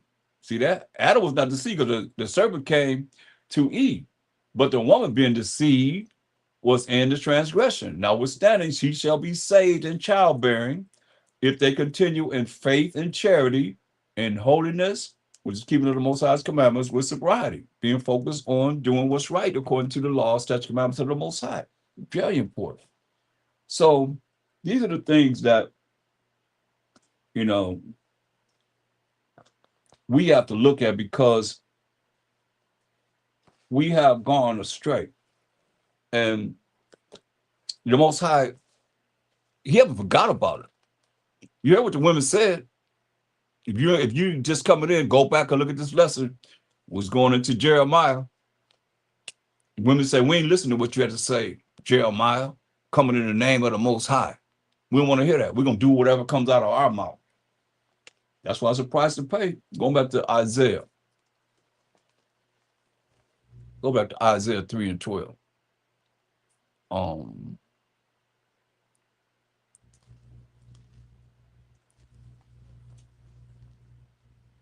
As for my people, children are their oppressors, and women ruled over them. See that? O my people, they which lead thee, these women, cause thee to err and destroy the way of thy paths. See? So these are the things that we have to look at to change. That's why I took you to Isaiah 39 through 15, showing that we're rebellious people. And this is what we have done. Zechariah 2 and 6. Zechariah 2 and 6.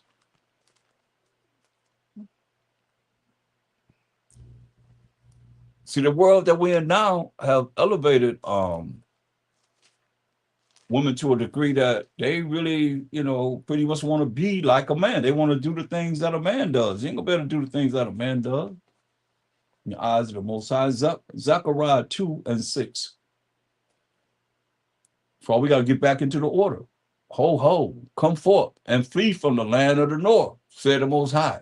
Why I have spread you abroad as the four winds of the heaven, said the Most High. Deliver thyself, O Zion, that dwelleth with the daughter of Babylon. See? Who is the daughter of Babylon? We got to deliver ourselves, O Zion. Who is Zion, first and foremost? All praise to the Most High. When you turn the page, you go right there, Isaiah 51:16. Who is Zion? And I have put my words in thy mouth, and have covered thee in the shadow of mine hand, that I may plant the heavens and lay the foundations of the earth, and say unto Zion, thou art my people. See that? So Zion are the children of Israel. We got to define my people, because I've been saying, I don't like to say something that you can't prove it, because you've heard it over and over again in this lesson. Let's go to Matthew 2 and 6. Matthew 2 and 6. This defines my people. And thou, Bethlehem, in the land of Judah, art not the least among the princes of Judah, for out of thee shall come a governor that shall rule my people Israel. See that? My people Israel. There it is right there. Yeah. So, going back to Zechariah 2 and 7. It says, deliver yourself, O Zion, O 12 tribes of Israel, which is Zion, my people Zion, that dwelleth with the daughter of Babylon. See, we dwell with the daughter of Babylon. How do we prove who this daughter of Babylon is? We got to go to Psalms 137. All praise to the Most High. You turn these pages, you go right there. You got to give praise to the Most High. About some of us check the other side. Isaiah 37 and 7. Wow. It said, remember, O Most High, the children of Edom. So we're looking for who is the daughter of Babylon. We got to deliver ourselves from the daughter of Babylon. It says, remember, O Most High, the children of Edom in the day of Jerusalem, who said, raise it, even to the foundation thereof. So we went to the Babylonian Empire.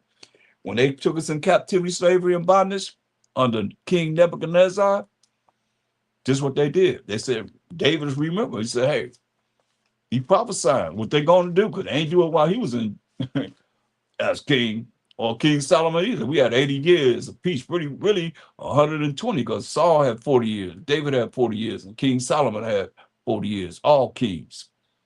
Look, this is what they did. We went to captivity under the Babylonians. This is what they did. First Ezra 4:45. That's why the Most High said through King David, remember, O Most High, the children of Edom in the day of Jerusalem, who said, raise it, even to the foundation thereof. What did they do? What did the so-called white man do? Who were the Edomites? What did he do? First Ezra 4:45. And it reads, thou also have vowed to build up the temple which the Edomites burned. See that? They burned down our temple when Judea was made desolate by the Chaldees, or the Ethiopians, or the Cushites, or the Babylonians. Same people, same names, representing King Nebuchadnezzar when he came and put us in captivity for 70 years for breaking the laws, statutes, commandments of the Most High. Simple as that. So now, who is this daughter of Babylon that we got to deliver ourselves from?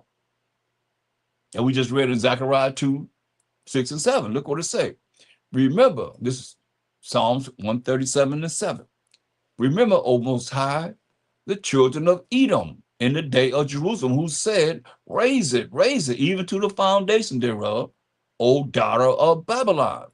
So who is daughter of Babylon? O children of Edom. Who are they?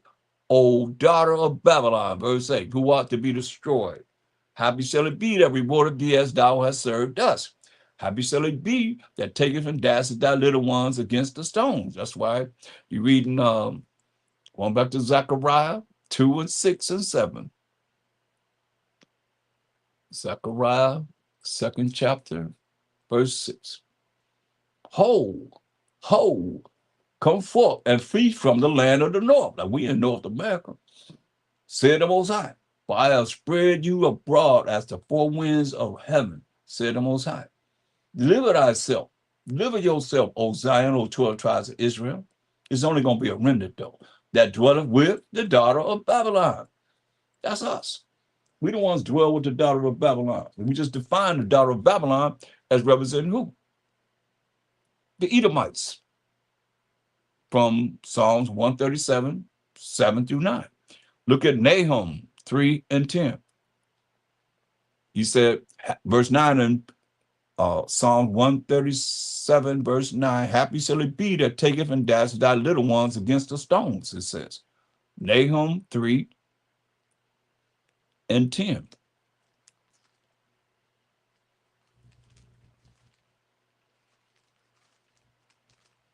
Nahum 3:10. Yet was she carried away, she went into captivity. Her young children also were dashed in pieces. Her young children also were dashed in pieces. Just talking about the children of Israel. Her young children were dashed in pieces. We the children of Israel. Her young children were dashed in pieces at the top of all the streets. And they cast lots for her honorable men. And all her great men were bound in chains. So you see, they dashed our little ones to pieces. Khan, that's what it says. So now,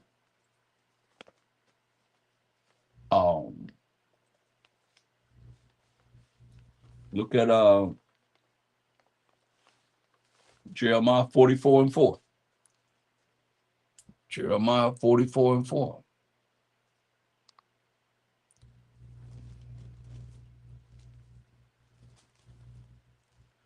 Howbeit I sent unto you all my servants, the prophets, rising early and sending them, saying, oh, do not this abominable thing that I hate. But they hearken not. You know, he woke up early, he said, he rose up early, sending the prophets, rising early, sending them, saying, oh, do not this abomination, the abominable thing that I hate, the Most High said. But they hearken not. We ain't listen. Nor incline their ear to turn from their wickedness, to burn no incense unto other gods. We know we burnt them incense unto the God Baal. To what for my fury and mine anger was poured forth, he said. It was kindled in the cities of Judah and in the streets of Jerusalem. And they are wasted and desolate as at this day. And that's real. That's real, man. That will happen to us. Jeremiah 26. Jeremiah 26. Because we didn't follow the Most High's rules and regulations, his laws, statutes, commandments. That's what he did to us. That's why We still out of the spirit, and some of us in the spirit. Jeremiah 26:2.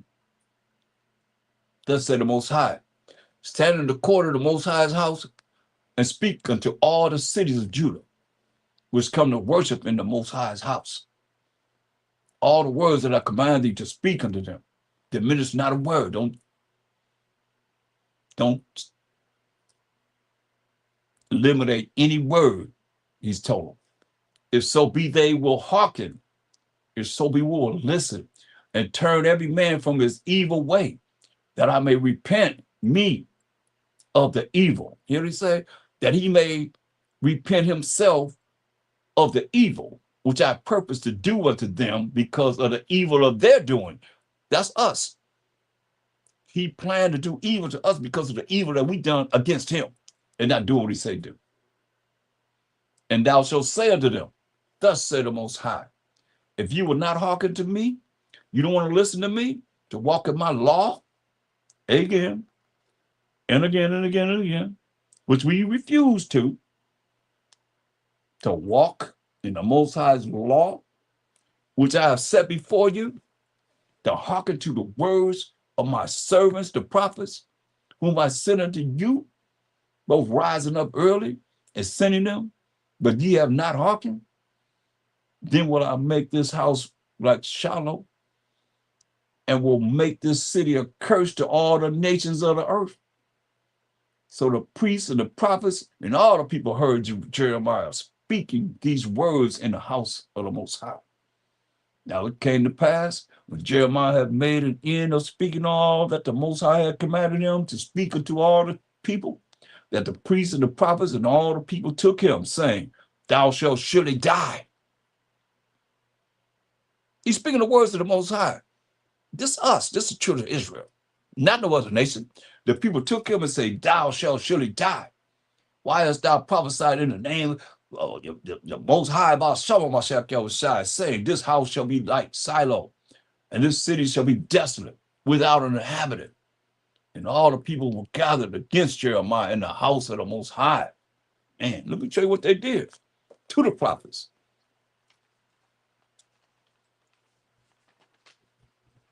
This is what they did. 2nd Esdras 1:32. I sent unto you my servants, the prophets, and we just read a few times in this lesson, whom ye have taken and slain. Don't think when they say, hey, we gonna take you and kill you. You say, thou shalt surely die. Listen to that, what they did to the prophets. 2nd Esdras 1:32. I have sent unto you my servants, the prophets. That's why I say, some of the spirit, some out of the spirit. I sent unto you my servants, the prophets, whom ye have taken and slain. Not only killed them and torn their bodies in pieces. This is how much we hated the Most High's rules and regulations, his laws, statutes, and commandments that the prophets brought to us. Thus say the Most High. They killed them and they tore their bodies to pieces, whose blood I will require of your hands, said the Most High. Pay back to something else for. That's why all you that go against what we're dealing with and telling you got to come out to the Most High's laws, oh, you're going to get it too in this day. That's why you look at Revelation 6 and 9. Revelation 6 and 9, he said, we're required at your hand, right? Look what he's saying. And when he had opened the fifth seal, I saw under the altar the souls of them that were slain for the word of the Most High. And we just read about. He sent his servants, the prophets, they killed them and they tore their bodies to pieces. They were killed for the word of the Most High and for the testimony which they held, which is the testimony of the Most High. And they cried with a loud voice, saying, how long, O Most High, holy and true, dost thou not judge and avenge our blood on them that dwell on the earth? And white robes were given unto every one of them. And it was said unto them that they should rest yet for a little season until their fellow servants also and their brethren that should be killed as they were should be fulfilled. And you know, That's martyrs. And those white robes are what?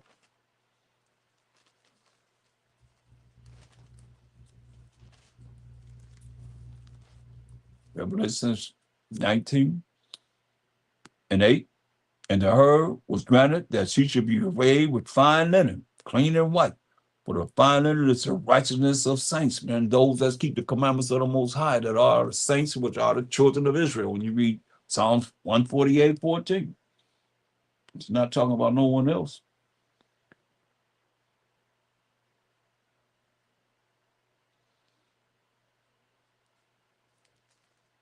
Jeremiah 44:5.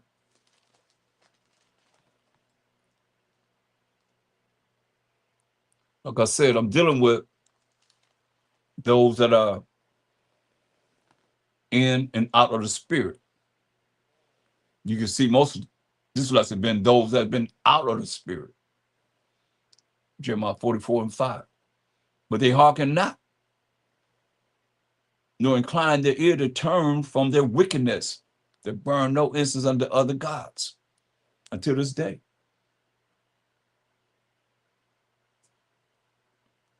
First Maccabees, going back to the Greek Empire. First chapter.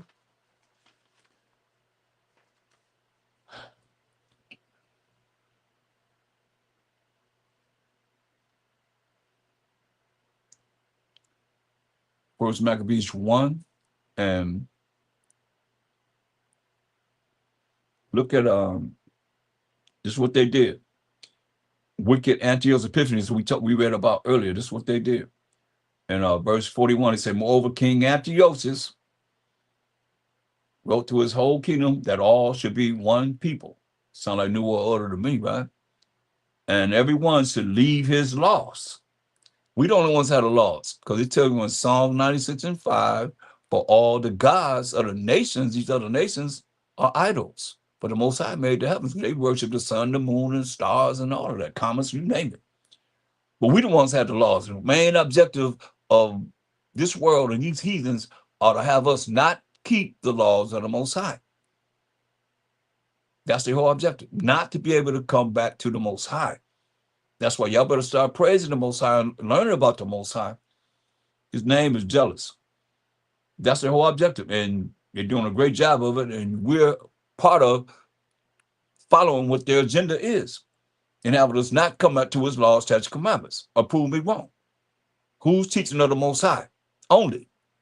Period. Well, you can send me some videos, 3 hours of them just talking about the Most High. Anybody talking about the Most High? Y'all done, I gotta say it every time I talk.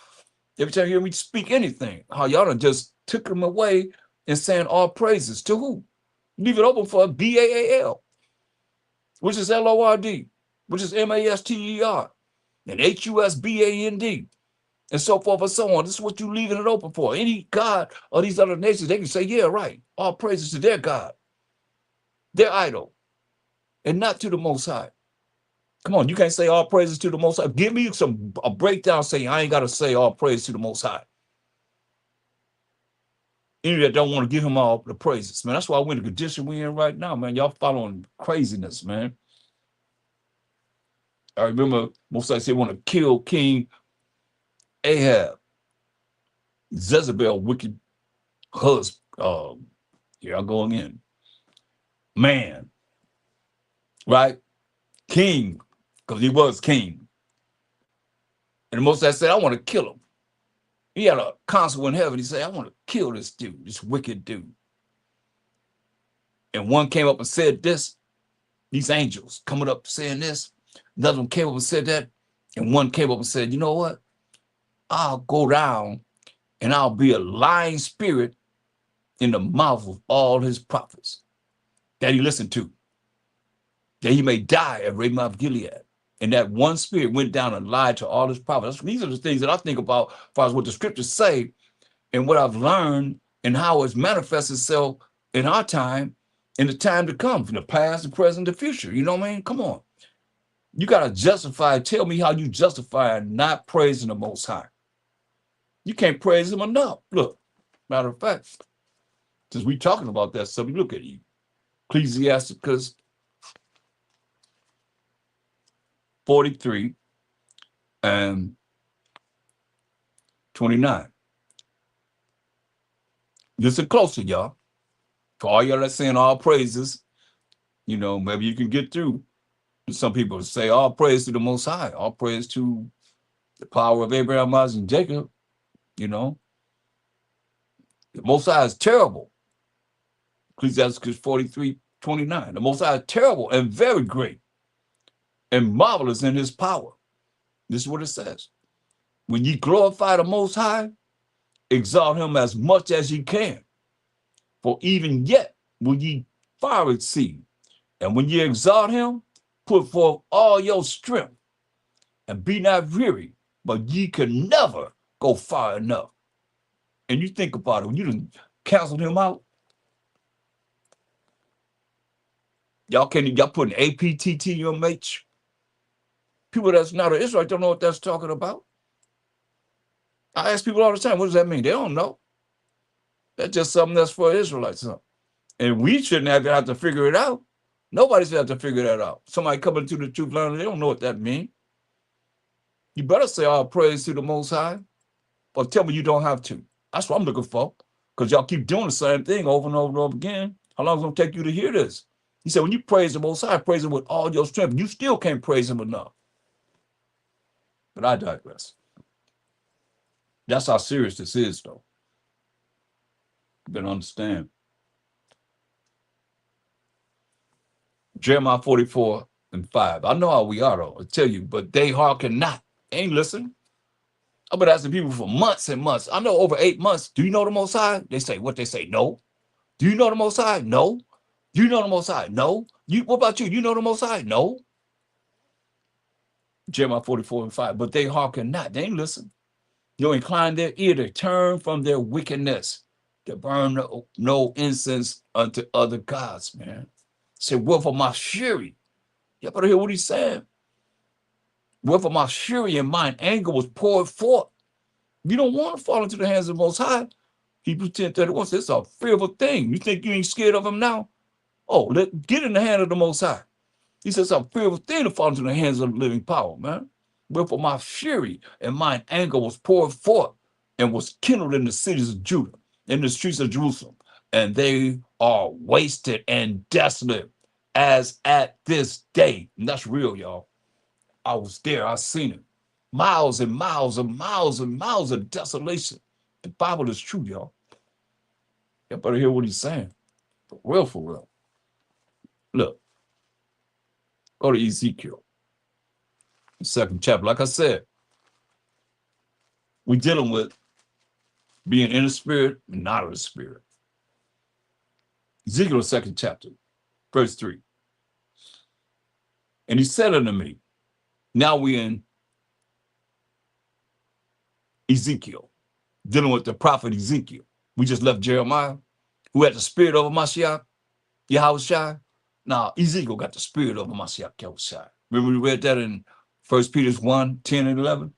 And he said unto me, Son of man, I send thee to the children of Israel. Who are we? To a rebellious nation that has rebelled against me. Is that what Isaiah said? In Isaiah 30, didn't we read this already? Isaiah 31 and 9 down. They and their fathers have transgressed against me, even unto this very day. For they are impudent children and stiff-hearted. I do send thee unto them, and thou shalt say unto them, thus said the Most High Power. Come on, man. We got to get it together. I can read this and look at it. You say, wow, I can't be like that. Can't be all like you reading about how we are, how we work.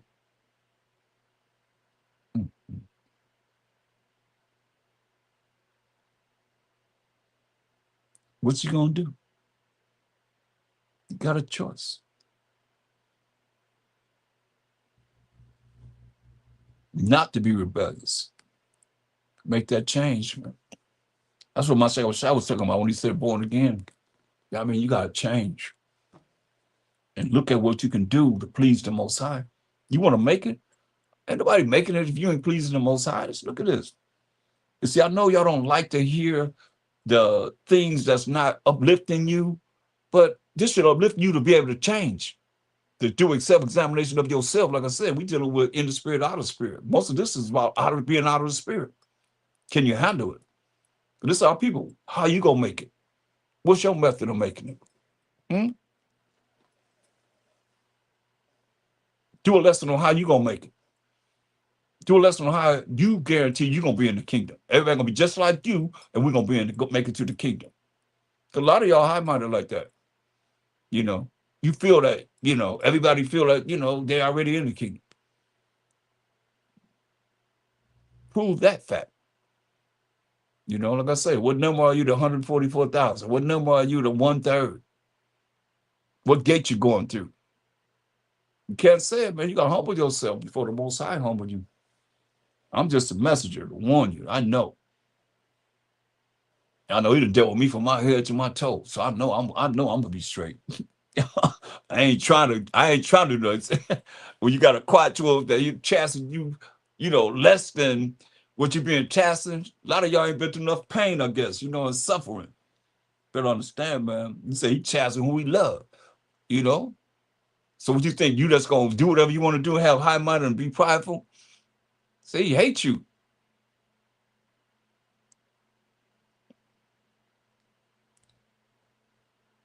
Ezekiel 2 and 4. That's why you gotta look at this for what it is. I mean, we gotta change, y'all. For they are impudent children, silly and stiff-hearted. I do send thee unto them, and thou shalt say unto them, thus say the Most High Power, like I'm telling you. And they, whether they will hear or whether they will forbear, but they are a rebellious house. Yet shall know that there hath been a prophet among them. And thou, son of man, be not afraid of them. Like, this our people. He said, be not afraid of them. Why you got to tell you not to be afraid of our own people? Neither be afraid of their words. What they going to say? Though briars and thorns be with thee, and thou dost dwell among scorpions. Be not afraid of their words. And we talking plenty stuff. It be our people that really be coming against us a lot. Nor be dismayed at their looks, looking at us all hard and crazy. Though they be a rebellious house. And thou shalt speak my words unto them. That's why I be dealing with the word of the Bible. Straight up. So you should speak my words unto them, whether they will hear or whether they will forbear, for they are most rebellious. This is what it said. That's talking about us. We the Israelites. So we most rebellious. But thou, son of man, hear what I say unto thee. Be not thou rebellious, and you don't be rebellious like that rebellious house. Open thy mouth and eat that I give thee. Look at what it says in verse Ezekiel 3 and verse 4. And he said unto me, son of man, go, get thee unto the house of Israel, which is the family of Israel, and speak with my words unto them. But thou art not sent to a people of a strange speech or of a hard language, but to the house of Israel. They understand what's being said, because the majority of people speak English. Not too many people of a strange speech, not too many people that speak a different language, or of a hard language, whose words thou cannot understand. Surely had I sent you to them. He said, surely I have sent you to these other nations that's not the Israelites. They would have hearkened unto thee. You hear that? He said, I have sent you to these other nations. They don't listen to you. But the house of Israel, we the family of Israel, will not hearken unto thee. For they will not hearken unto me. But all the house of Israel are impudent and hard-hearted. Man, say, behold, I have made thy face strong against their faces. You wonder why we have to be so hard? Because who we going out there to reach? Our people. Behold, he said, I have made thy face strong against their faces, and thy forehead strong against their foreheads. Meaning our minds the way we think. As an adamant harder than flint have I made thy forehead. Fear them not. Why you gotta tell us to fear not our people? Neither be dismayed at their looks. Though they be a rebellious house, man. Wow. It's cold. That's us, though. That's us. That's who we are. Jeremiah 25 and 6. Jeremiah 25 and 6.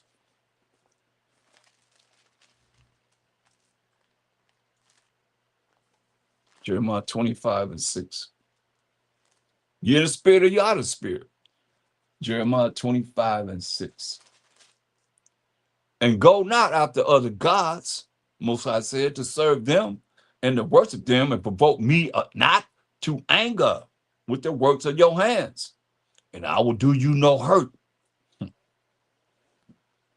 Told us, don't go after other gods. And that's usually for religions. They're not dealing with the laws, statutes, commandments of the Most High, are they? No. You mean to tell me these religions keeping the moral laws, the civil laws, the dietary laws, ceremonial laws? This day, they just finished celebrating what? Christmas and New Year's. Getting ready to celebrate what? Valentine's Day. Are they keeping the new moons? Are they keeping the holy days of the Most High, his feast days? No. Come on now.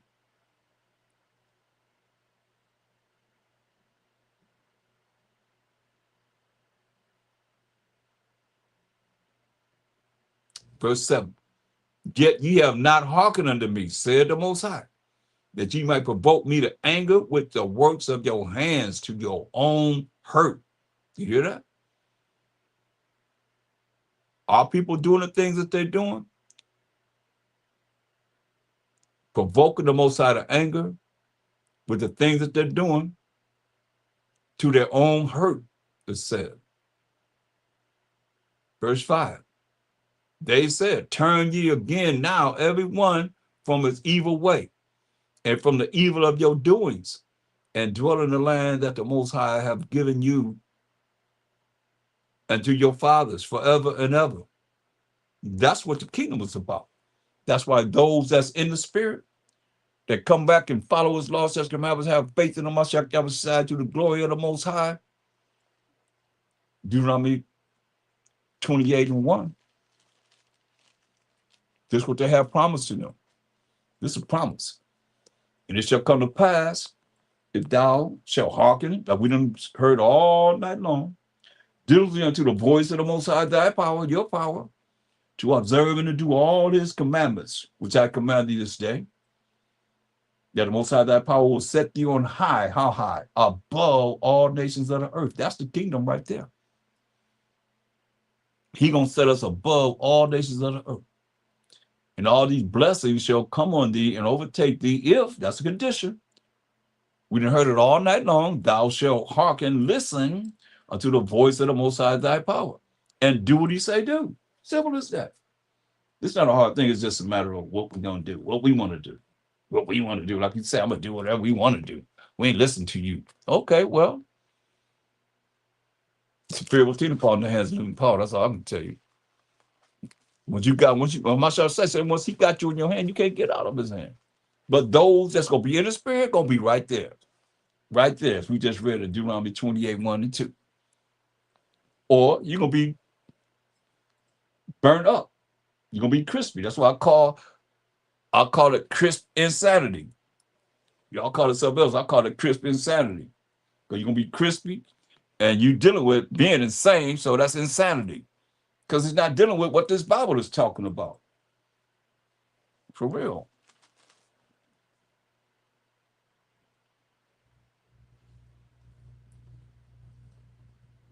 Proverbs 28.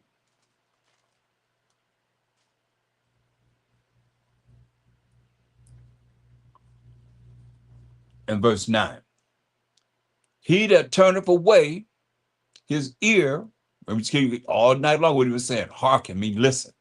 He that turneth away his ear from hearing the law that the Most High wrote with his finger, even his prayer shall be abomination. Hear that? He that turneth away his ear from hearing the law, even his prayer shall be an abomination. So you can't have everybody. Remember what I said in this lesson? Hey, don't bring no prayers to me of them. I won't hear you. Look, Deuteronomy 9 and 10. just to show you that the Most High wrote those laws. Deuteronomy 9 and 10. And the Most High delivered unto me 2 tables of stone, written with the finger of the Most High.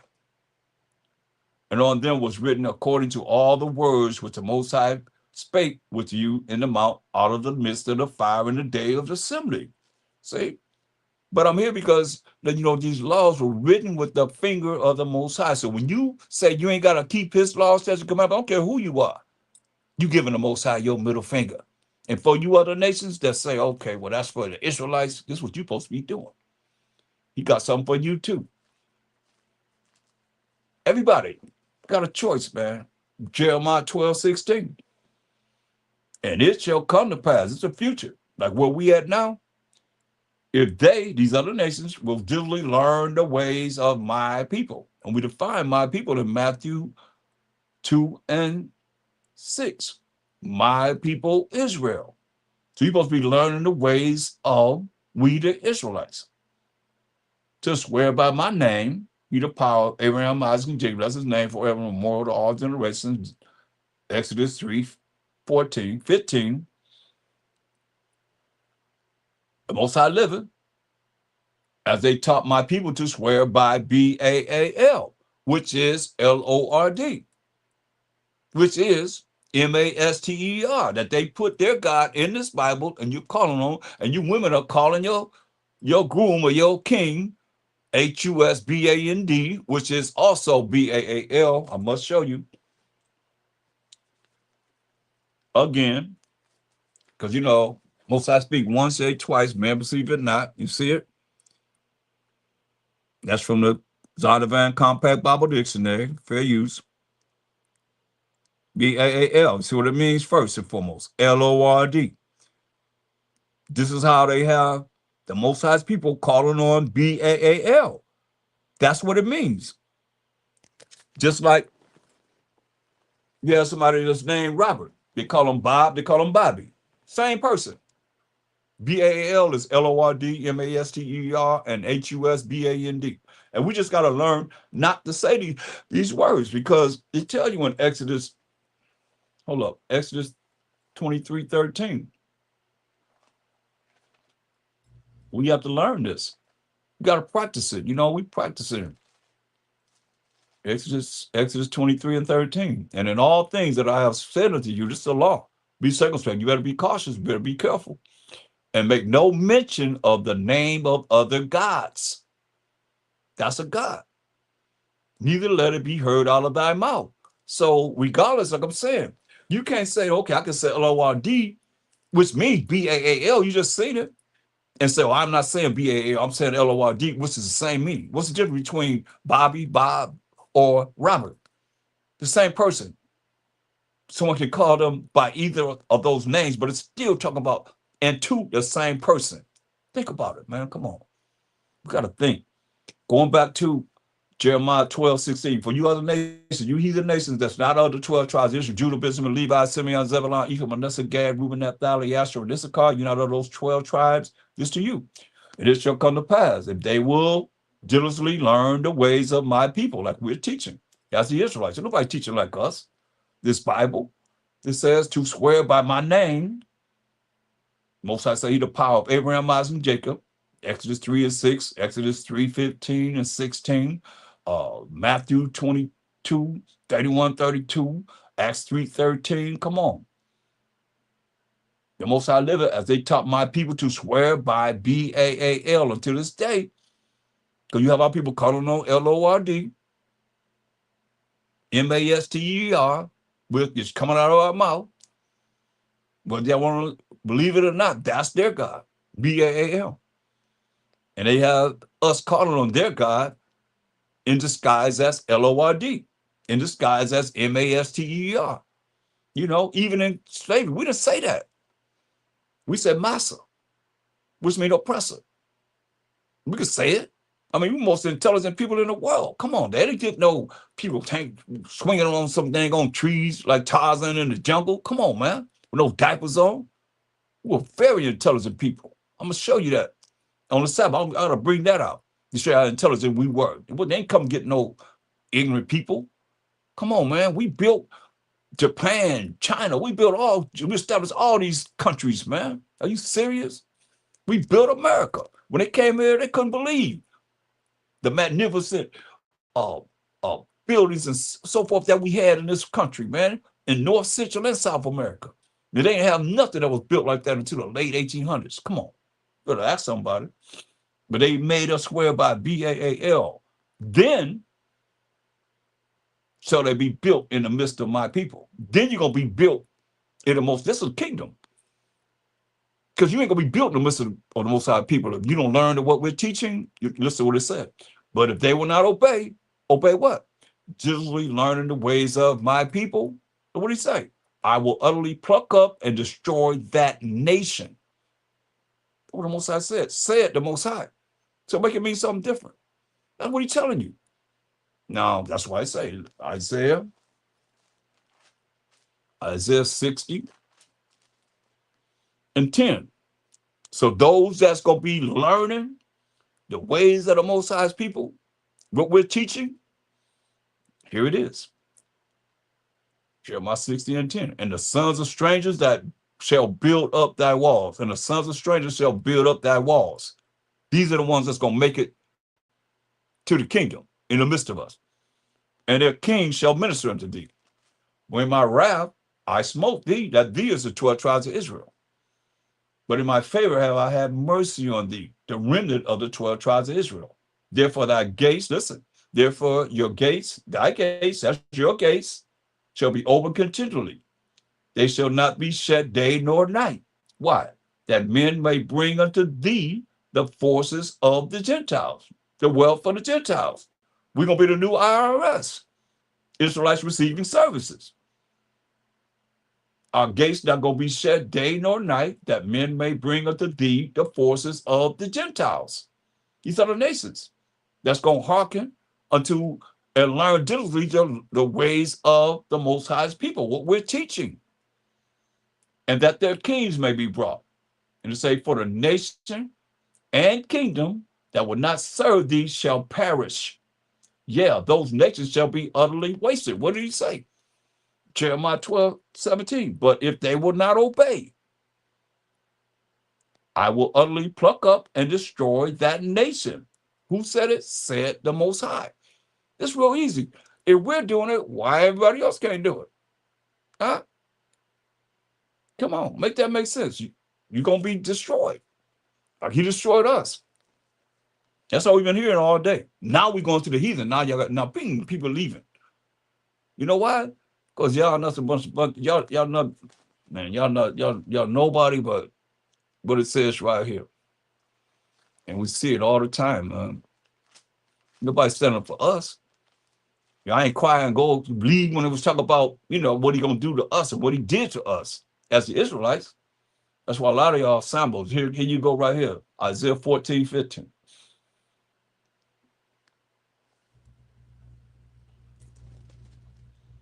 13 and 15. Salaki. Everyone that is found shall be thrust through when his time comes. It's prophecy. And everyone that is joined unto them shall fall by the sword. You see that? Everyone that's joined unto them shall fall by the sword. They got to be joined to us, not us to them. That's the problem now. Why we destroy for lack of knowledge. Because they have us so that we don't want to, from all the way from the Greek Empire, when they first came into power, what was their whole objective? Have us not follow and glorify the Most High. That's why I'm so fervent in what I'm saying about praising the Most High, because this is what the whole objective of the heathen is, to have us not praise the Most High. Come back to the Most High.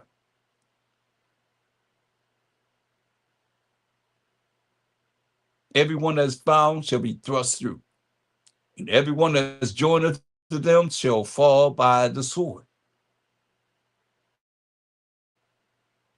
That's what it's telling you. Their children also shall be dashed to pieces before their eyes. Their houses shall be spoiled, and their wives ravished. Like when we read in Nahum 3 and 10, same thing happened to us as the children of Israel. I mean, I could go back to back in a comparison. This going to happen to us, going to happen to you. these other nations. It happens to the other nations, but it's happened to us. And we the chosen people of the Most High. So, or else they the chosen people of the Most High. And we're not. So if they generally learn the ways of the Most High's people, they got a chance to be right here. In the next chapter, Isaiah 14:1. For the Most High will have mercy on Jacob. You never say you're going to have mercy on anyone else. Mercy is not getting something you do deserve to get. And will yet choose Israel and set them in their own land. What Most High going to do? Isaiah 60:21. Most High said he going to do this. Nobody get no credit but the Most High. Isaiah 60:21. Thy people, which are the Israelites, that remnant, also shall be all righteous. You see that? And let's define righteous. Psalm 119:172. My tongue shall speak of thy word, for all thy commandments are righteousness. You see? So we're going to be keeping the commandments of the Most High. If you want to be in this kingdom that we're talking about, everybody going to be saved. You're going to be in this kingdom. You're going to learn the ways of the Most High's people. Or the Most High said that nation going to perish, said the Most High. We just read that in Jeremiah 12:17. Isaiah 60:21. Thy people also shall be all righteous. We're going to be keeping the commandments of the Most High, keeping the laws of the Most High. They shall inherit the land forever. The branch of my planting. Hear what the Most High said? He said, we're going to inherit the land forever. The branch of the Most High's planting. This is what he's going to do. The work of my hands. You hear that? What the Most High will do? That I may be glorified. Understand this. She's going to be said that the Most High can be glorified. Because he ain't glorified now. But he going to be glorified. Believe this. Isaiah 14:1. For the Most High will have mercy on Jacob and will yet choose Israel and set them in their own land. That's the Most High going to put us in our land. And the strangers, these other nations outside of the 12 tribes of Israel, that remnant that's going to be redeemed, shall be joined with them. And they shall cleave to the house of Jacob. They're going to be cleaving to us. And the people, Israelites, the remnant, shall take them and bring them to their place. We're going to break them off and bring them to the place that they're going to live. And the house of Israel shall possess them in the land of the Most High for servants and handmaids, men slaves and women slaves, in a righteous kingdom. And we're going to be all righteous. And they shall take them captives, whose captives they were. And they shall rule over their oppressors. That's what that means.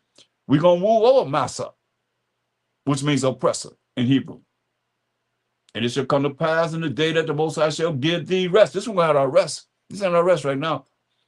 From thy sorrow and from thy fear and from the hard bondage wherein thou was made to serve. He's going to give us rest. That's why I tell you in Revelation 21:4. Better hear the word of the Most High. Shoot, the last book of the Bible giving us some hope and some feeling of greatness.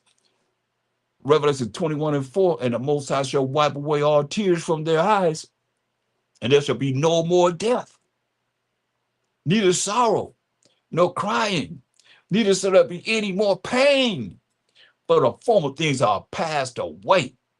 And he that sat upon the throne said, behold, I make all things new. And he said unto me, write, for these words are true and faithful. And he said unto me, it is done. I am Alpha and Omega, the beginning and the end. I will give it to him that is athirst, the fountain of the water of life freely. And we're going to have it forever and ever and ever. That's why I tell you in Revelation 21:24, and the nations of them which are saved, and we just read about in Isaiah 14:1-3, and Jeremiah 12:16-17. Those that's going to learn diligently the ways of the Most High's people. You're going to learn now, you're going to learn later, you're going to be made to learn, boy. I mean, it's written. And the nations of them which are saved, so nations going to be saved, somebody got to work in the kingdom, shall walk in the light of it. And the kings of the earth do bring their glory and honor into it. That's why I tell you again, and the gates of it shall not be shut at all by day. Didn't we just read that in Isaiah? We just read that in Isaiah 60. I mean, Isaiah 60 and 11. And the gates of it shall not be shut at all by day, but there shall be no night there. And they shall bring the glory and honor of the nations into it. You see, our gates going to be open day and night, that they may bring the forces of the Gentiles, the wealth of the Gentiles, the things that you're going to be dealing with in the kingdom to the gates. And we're going to bring them to the gates. They can't come into the gates. If you're not of the 12 tribes of Israel, you're not coming to the gates. He told you that in Revelation 12, 21 and 12. So lucky. And had a wall, great wall and high, and had 12 gates. And at the gates, 12 angels, each angel to guard each 12 gates, one angel on each gate, and names written thereon, which are the names of the 12 tribes of the children of Israel. You see? So you're not of the 12 tribes of Israel, you can't go into those gates. That's why it says, and the gates of it, in verse 25, shall not be shut at all by day, for there shall be no night there, and they shall bring the glory and honor of the nations into it. And there shall in no wise enter into it anything that defileth, neither whatsoever worketh abomination or maketh a lie, but they which are written in the Lamb's book of life. And if you're not written in the Lamb's book of life, Revelation 20:15, and whosoever was not found written in the book of life was cast into the lake of fire. Simple as that. Straight up. So where you gonna be? God's choice. This deep. It's real deep.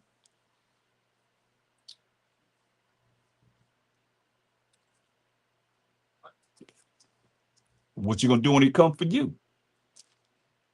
Hopefully you ready. It's too late to get ready. It is what it is. It ain't what it ain't.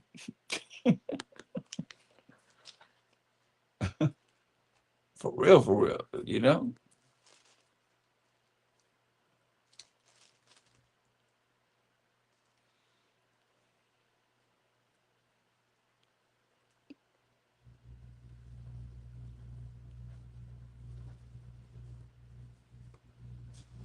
So like I said, we dealing with being in the spirit and out of the spirit. Where you gonna be? Because you see, a lot of this was being out of the spirit tonight. And we went in the spirit when we go into the kingdom. You know, we talked about how we got to be to make it there. So all praise and glory to the Most High. I'm going to continue this on the Shabbat. Join me again on the Shabbat night at 7 p.m. Pacific time. I say, Kwam Most High, Kwam Mashiach Yahushai, and Kwam Yashurala. And I'm out. Shalom.